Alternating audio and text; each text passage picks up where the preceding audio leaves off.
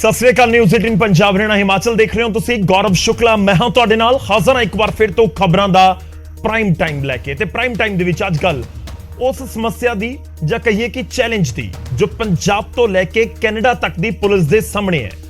समस्या गैंगस्टरां दी पुलिस दे वल्लों कैनेडा दी पुलिस दे वल्लों एक 11 मोस्ट वांटेड गैंगस्टर्स दी लिस्ट जारी की गई है। ये अनफॉर्चुनेट है कि उस 11 दी लिस्ट दे विच पंजाब दे या पंजाबी मूल दे 9 गैंगस्टर ने। अज दी ये चर्चा इस करके की जा रही है या जरूरी भी है क्योंकि बहुत सारे लोगों का तर्क होंदा कि पंजाब दे विच नौकरियां दी घाट है, भविख सुरक्षित नजर नहीं आउंदा, बहुत सारियां दिक्कतां ने, इस करके जिहड़े नौजवान ने वो विदेशों का रुख कर रहे हैं। पर जेकर विदेश गए नौजवान का नाम भी गैंगस्टरां दी लिस्ट दे विच बोलण लगे तो फिर की किया जाए। ते सवाल सब तो वड्डा यह भी है कि आखिर पंजाब के नौजवानों का रुझान एक गैंगस्टरवाद वाले पासे क्यों जा रहा है, जां इन्हां नौजवानों नूं गैंगस्टरवाद दे वाले पासे धक कौन रहा है। हुण तक गल पंजाब के गैंगस्टरां दी ही हो रही सी ते हुण कैनेडियन गैंगलैंड कैनेडियन गैंगस्टरां दा भी जिक्र हो रहा है। अज चर्चा इसी दे उत्ते।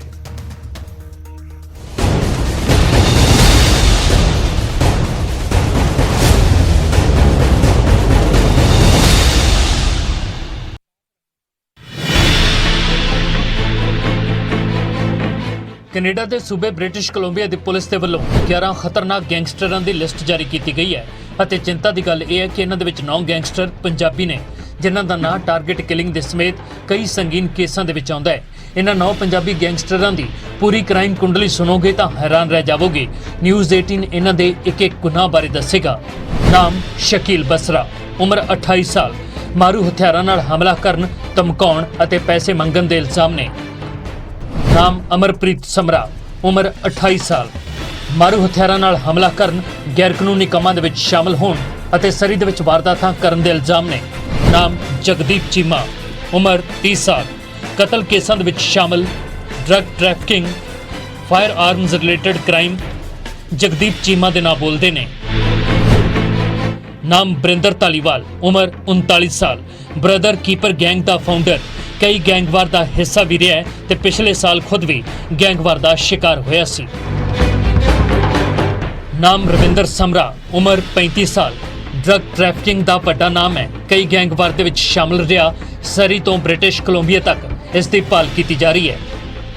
नाम गुरदीप धालीवाल, उम्र 35 साल, गैर कानूनी सरगर्मियों के शामिल है, गैंगवार के भी नाम बोलता है, नशा तस्करी के मामलों में भी गुरदीप धालीवाल लोड़ींदा है। नाम समरूप गिल, उम्र 29 साल, ब्रदर कीपर गैंग का मैंबर है ते कई वारदातों के शामिल होने के इल्जाम ने। टारगेट किलिंग केसां दे विच भी समरूप का नाम आता है। नाम शमदीप गिल, उम्र 28 साल, ब्रदर कीपर गैंग का मैंबर, कई कतल केसां दे विच नामजद है ते गैंगवार का भी हिस्सा रहा है। नाम सुखदीप पंसाल, उम्र 33 साल, कई गैंगवार ते कतल दीयां वारदातां दे विच सुखदीप का नाम आता है। टारगेट करके लोगों को मारना भी ते लोगों को धमकियां देना भी ये इल्जाम सुखदीप ते लगते हैं। कनेडा की पुलिस ने इन्हां गैंगस्टरों तो लोगों को चौकस रहने की अपील की है और इन्हां खिलाफ कार्रवाई करने के लिए लोगों तो सहयोग भी मंगया है। पुलिस ने यकीन दिवाया कि जो इन्हां बारे इतला देगा उसका नाम ते पता गुप्त रखा जाएगा। Bureau report, news 18।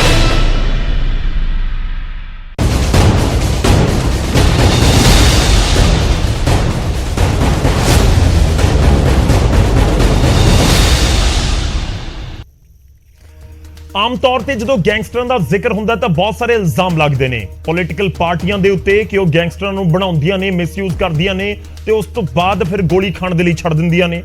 आम तौर पर जिक्र यह भी होंदा कि एजेंसियां इस दे पिछे ने। यह भी जिक्र होंदा कि समाजिक हालात अजिहे बन जाते हैं किसी दे नाल कि वह फिर आ राह दे उत्ते तुर पैंदा है।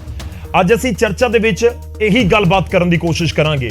कोई पॉलिटिकल गेस्ट अज असीं नहीं बुलाया, ये इस करके भी नहीं क्योंकि ये पंजाब दे लोकां दे नाल जुड़िया मुद्दा है। पॉलिटिकल पार्टियां बेशक उस सिस्टम का हिस्सा ने पर जिहड़े चिंतक ने साडे समाज दे उन्हां दे नाल अज असीं गलबात करन दी कोशिश करांगे और समझांगे कि आखिर ये हो क्यों रहा है। दूजा पॉइंट यह भी है कि पंजाब दे विच एक नौजवान पीढ़ी इस समय जो अपने भविख वाले पासे देख रही है, खास तौर पर उन्होंने मापे देख रहे हैं, उन्होंने पेरेंट्स देख रहे हैं ਕਿਸੇ ਦਾ ਮੁੰਡਾ 16 ਸਾਲ ਦਾ ਹੈ, ਕਿਸੇ ਦਾ 20 ਸਾਲ ਦਾ ਹੋਏਗਾ, ਜਿਹੜੇ ਅੱਜ ਚਰਚਾ ਵੀ ਦੇਖ ਰਹੇ ਨੇ ਉਹ ਵੀ ਇਹ ਸੋਚ ਰਹੇ ਹੋਣਗੇ ਕਿ ਅਸੀਂ ਆਪਣੇ ਪੁੱਤ ਨੂੰ ਕੈਨੇਡਾ ਭੇਜ ਦਈਏ ਜਾਂ ਪੰਜਾਬ ਦੇ ਵਿੱਚ ਰੱਖੀਏ, ਜਾਂ ਆਸਟ੍ਰੇਲੀਆ ਭੇਜ ਦਈਏ, ਜਾਂ ਵਿਦੇਸ਼ ਭੇਜ ਦਈਏ, ਜਾਂ ਫਿਰ ਪੰਜਾਬ ਦੇ ਵਿੱਚ ਰੱਖੀਏ, ਕਿਉਂਕਿ ਚਿੰਤਾ ਪੰਜਾਬ ਦੇ ਵਿੱਚ ਰਹਿ ਕੇ ਵੀ ਹੈ। ਜੇ ਵਿਦੇਸ਼ ਭੇਜ ਦਿੱਤਾ ਤਾਂ ਜਦੋਂ ਗੈਂਗਸਟਰਾਂ ਦੀ ਲਿਸਟ ਆਉਂਦੀ ਹੈ ਤਾਂ ਫਿਰ ਚਿੰਤਾ ਤਾਂ ਉੱਥੇ ਵੀ ਹੈ ਕਿ ਉੱਥੇ ਜਾ ਕੇ ਪਤਾ ਨਹੀਂ ਕੀ ਹੋ ਜਾਣਾ ਹੈ। ਤਾਂ ਇਸ ਕਰਕੇ ਚਰਚਾ ਜ਼ਰੂਰੀ ਸੀ। ਨਿਊਜ਼ 18 ਪੰਜਾਬ ਨੇ ਅੱਜ ਇਹ ਟੌਪਿਕ ਇਸ ਕਰਕੇ ਚੁਣਿਆ ਹੈ। ਮੈਂ ਤੁਹਾਡਾ ਤਾਰੁਫ ਕਰਵਾਉਣਾ ਸਭ ਤੋਂ ਪਹਿਲਾਂ ਜਿਹੜੇ ਮਹਿਮਾਨ ਅੱਜ ਸਾਡੇ ਨਾਲ ਜੁੜ ਰਹੇ ਨੇ। ਦਰਸ਼ਨ ਔਲਖ ਜੀ ਜੁੜ ਰਹੇ ਨੇ, ਅਦਾਕਾਰ ਨੇ, ਪੰਜਾਬੀ ਇੰਡਸਟਰੀ ਦੇ ਵੱਡੇ ਨਾਮ ਨੇ। ਬਹੁਤ ਬਹੁਤ ਸਵਾਗਤ ਹੈ ਦਰਸ਼ਨ ਔਲਖ ਜੀ ਤੁਹਾਡਾ। ਸਾਡੇ ਨਾਲ ਪ੍ਰੋਫੈਸਰ ਮਨਜੀਤ ਸਿੰਘ ਜੀ ਜੁੜ ਰਹੇ ਨੇ ਜੋ ਕਿ ਸਮਾਜ ਸ਼ਾਸਤਰੀ ਨੇ। ਸਰ ਬਹੁਤ ਬਹੁਤ ਸਵਾਗਤ ਹੈ ਨਿਊਜ਼ 18 ਪੰਜਾਬ ਤੇ ਤੁਹਾਡਾ। ਮਿੰਟੂ ਗੁਰਸਰੀਆ ਜੀ ਸਾਡੇ ਨਾਲ ਜੁੜ ਰਹੇ ਨੇ, ਸਮਾਜਿਕ ਕਾਰਕੁਨ ਨੇ। ਮਿੰਟੂ ਜੀ ਬਹੁਤ ਬਹੁਤ ਸਵਾਗਤ ਹੈ ਤੁਹਾਡਾ। ਦਿਲਬਾਗ ਸਿੰਘ ਪੰਨੂ ਜੀ ਸਾਡੇ ਨਾਲ ਜੁੜ ਰਹੇ ਨੇ, ਸਾਬਕਾ ਐਸਐਸਪੀ ਨੇ। ਪੰਨੂ ਸਾਹਿਬ ਬਹੁਤ ਬਹੁਤ ਸਵਾਗਤ ਹੈ ਤੁਹਾਡਾ ਵੀ। ਮੈਂ ਚਰਚਾ ਦੀ ਸ਼ੁਰੂਆਤ ਕਰਦਾ ਪ੍ਰੋਫੈਸਰ ਮਨਜੀਤ ਜੀ ਤੁਹਾਡੇ ਤੋਂ।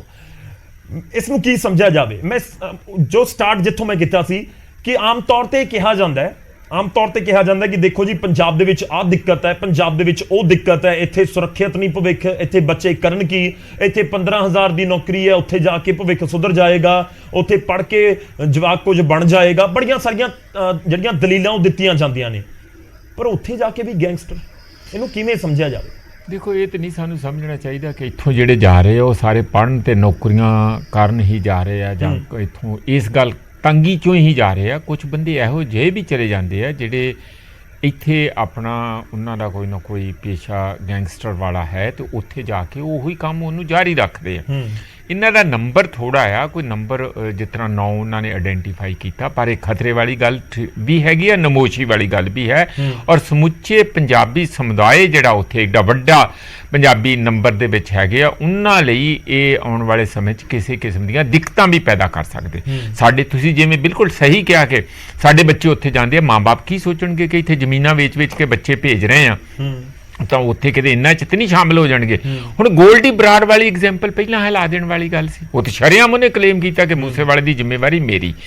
ਕਾਰਨ ਇਹਦਾ ਇਹ ਮੈਂ ਸਮਝਦਾ ਕਿ ਜਿਹੜੇ ਵੀ ਬੰਦੇ ਇੱਥੋਂ ਡਰਦੇ ਮਾਰੇ ਚਲੇ ਜਾਂਦੇ ਕਈ ਵਾਰੀ ਕਿ ਉੱਥੇ ਸੇਫ ਗਰਾਊਂਡ ਹੈ, ਉੱਥੇ ਕੋਈ ਬਹੁਤਾ ਸਾਨੂੰ ਕੋਈ ਪੁੱਛਗਿੱਛ ਨਹੀਂ, ਤੇ ਜਿਸ ਤਰੀਕੇ ਨਾਲ ਕੋਆਰਡੀਨੇਸ਼ਨ ਅੱਜ ਕੱਲ੍ਹ ਦੀ ਕਮਿਊਨੀਕੇਸ਼ਨ ਜਿਸ ਤਰ੍ਹਾਂ ਤੇਜ਼ ਹੈਗੀ ਆ, ਉਹ ਕੱਲੇ ਬੰਦੇ ਨੂੰ ਬੈਠਾ ਉੱਥੇ ਮਾਨੀਟਰ ਕਰ ਰਿਹਾ ਸੀ। ਸ਼ੂਟਰ ਇੱਥੇ ਜਾਊਗਾ, ਫਲਾਨਾ ਇੱਥੇ ਜਾਊਗਾ, ਪਹਿਲਾਂ 9 ਬੰਦੇ ਸੀ, ਫਿਰ ਉਹ 6 ਕਰ ਦਿੱਤੇ ਸਿੱਧੂ ਮੂਸੇਵਾਲੇ ਦੇ ਕੇਸ ਵਿੱਚ। ਆ ਰੈਕੀ ਕਰੂਗਾ, ਆ ਫਲਾਨਾ ਹੋਊਗਾ, ਆ ਫਲਾਨੀ ਜਗ੍ਹਾ ਖੜਾ ਹੋਊਗਾ। ਜਾਣੀ ਐਉਂ ਸੀ ਜਿਵੇਂ ਸਕਰੀਨ ਦੇ ਉੱਤੇ, ਰਡਾਰ ਦੇ ਉੱਤੇ ਬੰਦਾ ਕੱਲੇ ਨੂੰ ਦੱਸ ਰਿਹਾ ਹੋਵੇ ਕਿ ਆਹ ਤੁਹਾਡੀ ਜ਼ਿੰਮੇਵਾਰੀ। ਉਹਨਾਂ ਨੂੰ ਆਪਸ ਵਿੱਚ ਵੀ ਹੋ ਸਕਦਾ ਨਾ ਪਤਾ ਹੋਵੇ ਕਿ ਕੌਣ ਕਿੱਥੋਂ ਆਇਆ ਤੇ ਕਿੱਥੇ ਚਲਾ ਗਿਆ। ਇਸ ਲਈ ਇੱਥੇ ਵੀ ਸਿੱਧੂ ਮੂਸੇਵਾਲੇ ਦੇ ਕੇਸ ਪੰਜਾਬੀ ਥੋੜੀ ਹੈ, ਕੋਈ ਯੂਪੀ ਤੋਂ, ਕੋਈ ਮਹਾਰਾਸ਼ਟਰ ਤੋਂ, ਕੋਈ ਹਰਿਆਣੇ ਤੋਂ। ਇਸ ਤਰੀਕੇ ਨਾਲ ਇਹ ਗਲੋਬਲ ਨੈਟਵਰਕਿੰਗ ਦੇ ਨਾਲ ਪੰਜਾਬੀ ਉੱਥੇ ਚਲੇ ਗਏ। ਇਹ ਚਿੰਤਾ ਵਾਲੀ ਗੱਲ ਆ। ਫੈਸਿਲੀਟੇਟ ਇਸ ਕਰਕੇ ਗੌਰਵ ਜੀ ਹੋ ਜਾਂਦਾ ਕਿ ਅੱਜ ਕੱਲ੍ਹ ਜਿਹੜਾ ਕਮਿਊਨੀਕੇਸ਼ਨ ਬੜਾ ਫਾਸਟ ਆ, ਸਾਡੇ ਕੋਲ ਸਾਰੇ ਕੋਲ ਹੈਂਡੀ ਹੈਗਾ, ਸਾਰੇ ਕੋਲ ਕੈਮਰੇ ਹੈਗੇ, ਸਾਰਿਆਂ ਕੋਲ ਨੈਟਵਰਕ ਹੈਗਾ। ਉਹਦੇ ਨਾਲ ਬਾਉਂਡਰੀਜ਼ ਤੇ ਜੀਓਗ੍ਰਾਫੀ ਦਾ ਤੇ ਕੋਈ ਮਤਲਬ ਹੀ ਨਹੀਂ ਰਿਹਾ। ਤੁਸੀਂ ਦਿੱਲੀ ਬੈਠੇ, ਪੰਜਾਬ ਬੈਠੇ ਜਾਂ ਕੈਨੇਡਾ ਬੈਠੇ ਆ, ਜਿਸ ਤਰ੍ਹਾਂ ਆਪਾਂ ਇੱਥੇ ਉੱਥੇ ਟੀਵੀ ਚੈਨਲ ਤੇ ਗੱਲਾਂ ਕਰਦੇ ਆ, ਉਹ ਇੱਥੇ ਗੈਂਗਸਟਰਾਂ ਨਾਲ ਗੱਲਾਂ ਕਰਦੇ ਆ ਕੇ। ਇਸ ਲਈ ਇਹ ਖਤਰੇ ਵਾਲੀ ਗੱਲ ਹੈ। ਸਾਨੂੰ ਇਹਦੇ ਬਾਰੇ ਇੱਕ ਬੜਾ ਸਿਸਟਮੈਟਿਕਲੀ ਆਉਣ ਵਾਲੇ ਸਮੇਂ 'ਚ ਸੋਚਣਾ ਪਊ ਕਿ ਜੇ ਪੰਜਾਬ ਨੂੰ ਬਾਹਰ ਜਾ ਕੇ ਵੀ ਸ਼ਾਂਤੀ ਦਾ ਮਾਹੌਲ ਨਹੀਂ ਮਿਲਿਆ, ਉੱਥੇ ਵੀ ਇਹ ਬਲਾਮਤਾਂ ਨਾਲ ਹੀ ਚਲੇ ਗਈਆਂ, ਫਿਰ ਸਾਡੇ ਬੱਚੇ ਕਿੱਥੇ ਜਾਣਗੇ? ਹਾਂ ਬਿਲਕੁਲ, ਕਿਉਂਕਿ ਕੈਨੇਡਾ ਵਰਗੀ ਧਰਤੀ ਨੂੰ, ਕੈਨੇਡਾ ਵਰਗੇ ਦੇਸ਼ ਨੂੰ ਮਿਨੀ ਪੰਜਾਬ ਕਿਹਾ ਜਾਂਦਾ ਹੈ, ਜਾਂ ਕਿਹਾ ਜਾਂਦਾ ਕਿ ਪੰਜਾਬੀਆਂ ਦੀ ਦੂਜੀ ਧਰਤੀ ਇੱਕ ਤਰੀਕੇ ਨਾਲ ਬਣ ਗਈ ਕਿ ਕੈਨੇਡਾ ਦੇ ਵਿੱਚ ਜਾ ਕੇ। ਮੈਂ ਤੁਹਾਡੇ ਕੋਲ ਵਾਪਸ ਆਊਂਗਾ। ਮੈਂ ਰੁਕ ਕਰਦਾ, ਦਿਲਬਾਗ ਸਿੰਘ ਪੰਨੂ ਜੀ ਸਾਡੇ ਨਾਲ ਨੇ, ਸਾਬਕਾ ਐਸਐਸਪੀ ਨੇ, ਔਰ ਬਖੂਬੀ ਸਮਝਦੇ ਹੈ ਕਿ ਆਖਿਰ ਕਿਸ ਤਰੀਕੇ ਨਾਲ ਇਹ ਪੂਰਾ ਆਪਰੇਟ ਹੁੰਦਾ ਜਾਂ ਕੰਮ ਹੁੰਦਾ ਹੈ। ਸਰ ਮੇਰਾ ਸਵਾਲ ਤੁਹਾਨੂੰ ਇਹ ਹੈ ਕਿ ਪੰਜਾਬ ਦੇ ਲੋਕ ਇਹ ਜਾਣਨਾ ਚਾਹੁੰਦੇ ਨੇ, ਸਮਝਣਾ ਚਾਹੁੰਦੇ ਨੇ ਦਰਅਸਲ ਕਿ ਜਿਹੜੇ ਪੰਜਾਬੀ ਨੌਜਵਾਨ ਨੇ, ਜਿਹੜੀ ਸਾਡੀ ਬਿਲਕੁਲ ਫਰੈਸ਼ ਪੀੜ੍ਹੀ ਅੱਗੇ ਵੱਧ ਰਹੀ ਹੈ, ਇਹ ਗੈਂਗਸਟਰਾਂ ਵਾਲੇ ਪਾਸੇ ਅਟਰੈਕਟ ਕਿਉਂ ਹੋ ਰਹੀ ਹੈ? ਕਿ ਕਿਉਂ ਇਹਨਾਂ ਨੂੰ ਇਹ ਲੱਗਦਾ ਹੈ ਕਿ ਹੱਥ ਦੇ ਵਿੱਚ ਬੰਦੂਕ ਜਾਂ ਪਿਸਟਲ ਜਾਂ ਇਸ ਤਰੀਕੇ ਦੀ ਖਿਚਵਾਈ ਗਈ ਤਸਵੀਰ ਜਾਂ ਗੋਲੀਆਂ ਵਾਲੀ ਗੱਲ ਜਾਂ ਕੋਈ ਖਬਰ ਉਹ ਕਿਉਂ ਅਟਰੈਕਟ ਕਰ ਰਹੀ ਹੈ ਇਹਨਾਂ ਨੂੰ? ਸਤਿ ਸ਼੍ਰੀ ਅਕਾਲ ਜੀ ਸਾਰਿਆਂ ਨੂੰ। ਪਹਿਲੀ ਗੱਲ ਤਾਂ ਇਹ, ਪ੍ਰੋਫੈਸਰ ਮਨਜੀਤ ਸਿੰਘ ਜੀ ਨੇ ਸਮੁੰਦਰ ਨੂੰ ਕੁਝ ਇਹਦੇ ਵਿੱਚ ਬੰਦ ਕਰ ਦਿੱਤਾ, ਬੜੇ ਅੱਛੇ ਸੁਝਾਅ ਦਿੱਤੇ ਆ। ਵਾਕਿਆ ਸਾਡੀ ਜਿਹੜੀ ਨੌਜਵਾਨ ਪੀੜ੍ਹੀ ਹੈ, ਇਹ ਮੈਂ ਤਾਂ ਇਹੋ ਕਹੂੰਗਾ ਕਿ ਇਹ ਭਟਕੀ ਹੋਈ ਆ। ਇਹ ਪੜ੍ਹ ਕੇ ਕੋਈ ਬਹੁਤ ਘੱਟ ਬੱਚੇ ਜਿਹੜੇ ਆ ਪੜ੍ਹਦੇ ਆ। ਬਾਕੀ ਜਿਸ ਤਰ੍ਹਾਂ ਆਈਲੈਟ ਸੈਂਟਰ ਖੁੱਲ੍ਹੇ ਹੋਏ ਨੇ, ਹੋਰ ਸਾਰਾ ਦਿਨ ਅੱਡਿਆਂ 'ਤੇ, ਕੈਫੇ 'ਚ ਬਾਹਰ ਜਾਣ ਦੀ ਲਾਲਸਾ, ਸਿਰਫ ਨਾ ਪੜ੍ਹਨ ਦਾ ਬਹਾਨਾ ਮੈਂ ਸਮਝਦਾ ਕਿ ਉਹ ਪੜ੍ਹ ਕੇ ਰਾਜੀ ਨਹੀਂ। ਜਿਸ ਦੀ ਤੁਹਾਨੂੰ ਮੈਂ ਐਗਜ਼ਾਮਪਲ ਦਿੰਦਾ ਕਿ ਮੈਂ ਜਦੋਂ BA ਫਾਈਨਲ ਦਾ ਐਗਜ਼ਾਮ ਦਿੱਤਾ ਸੀ, ਤੇ ਮੈਂ 3 ਯੂਨੀਵਰਸਿਟੀ ਦੇ ਵਿੱਚ ਮੈਨੂੰ ਵਕੀਲ ਬਣਨ ਦਾ ਬਹੁਤ ਸ਼ੌਂਕ ਸੀ। ਮੈਂ ਇੱਕ ਅਲੀਗੜ੍ਹ ਮੁਸਲਿਮ ਯੂਨੀਵਰਸਿਟੀ 'ਚ ਅਪਲਾਈ ਕੀਤਾ ਸੀ, ਸਹਾਰਨਪੁਰ ਕੀਤਾ ਸੀ, ਔਰ ਇੱਕ ਗੰਗਾ ਨਗਰ ਕੀਤਾ ਸੀ, ਕਿਉਂਕਿ ਪੰਜਾਬ ਯੂਨੀਵਰਸਿਟੀ ਵਿੱਚ ਤੇ ਗੁਰੂ ਨਾਨਕ ਦੇਵ ਯੂਨੀਵਰਸਿਟੀ ਦੇ ਵਿੱਚ ਲਾਅ ਸੀ, ਤੇ ਮੈਨੂੰ ਇਹ ਸੀ ਜੇ ਮੇਰੇ ਨੰਬਰ ਘੱਟ ਆਏ ਤਾਂ ਮੈਂ ਉੱਥੇ ਐਡਮਿਸ਼ਨ ਲੈ ਲਵਾਂ। ਤੇ ਅੱਜ ਕੱਲ੍ਹ ਥਾਂ ਥਾਂ ਤੇ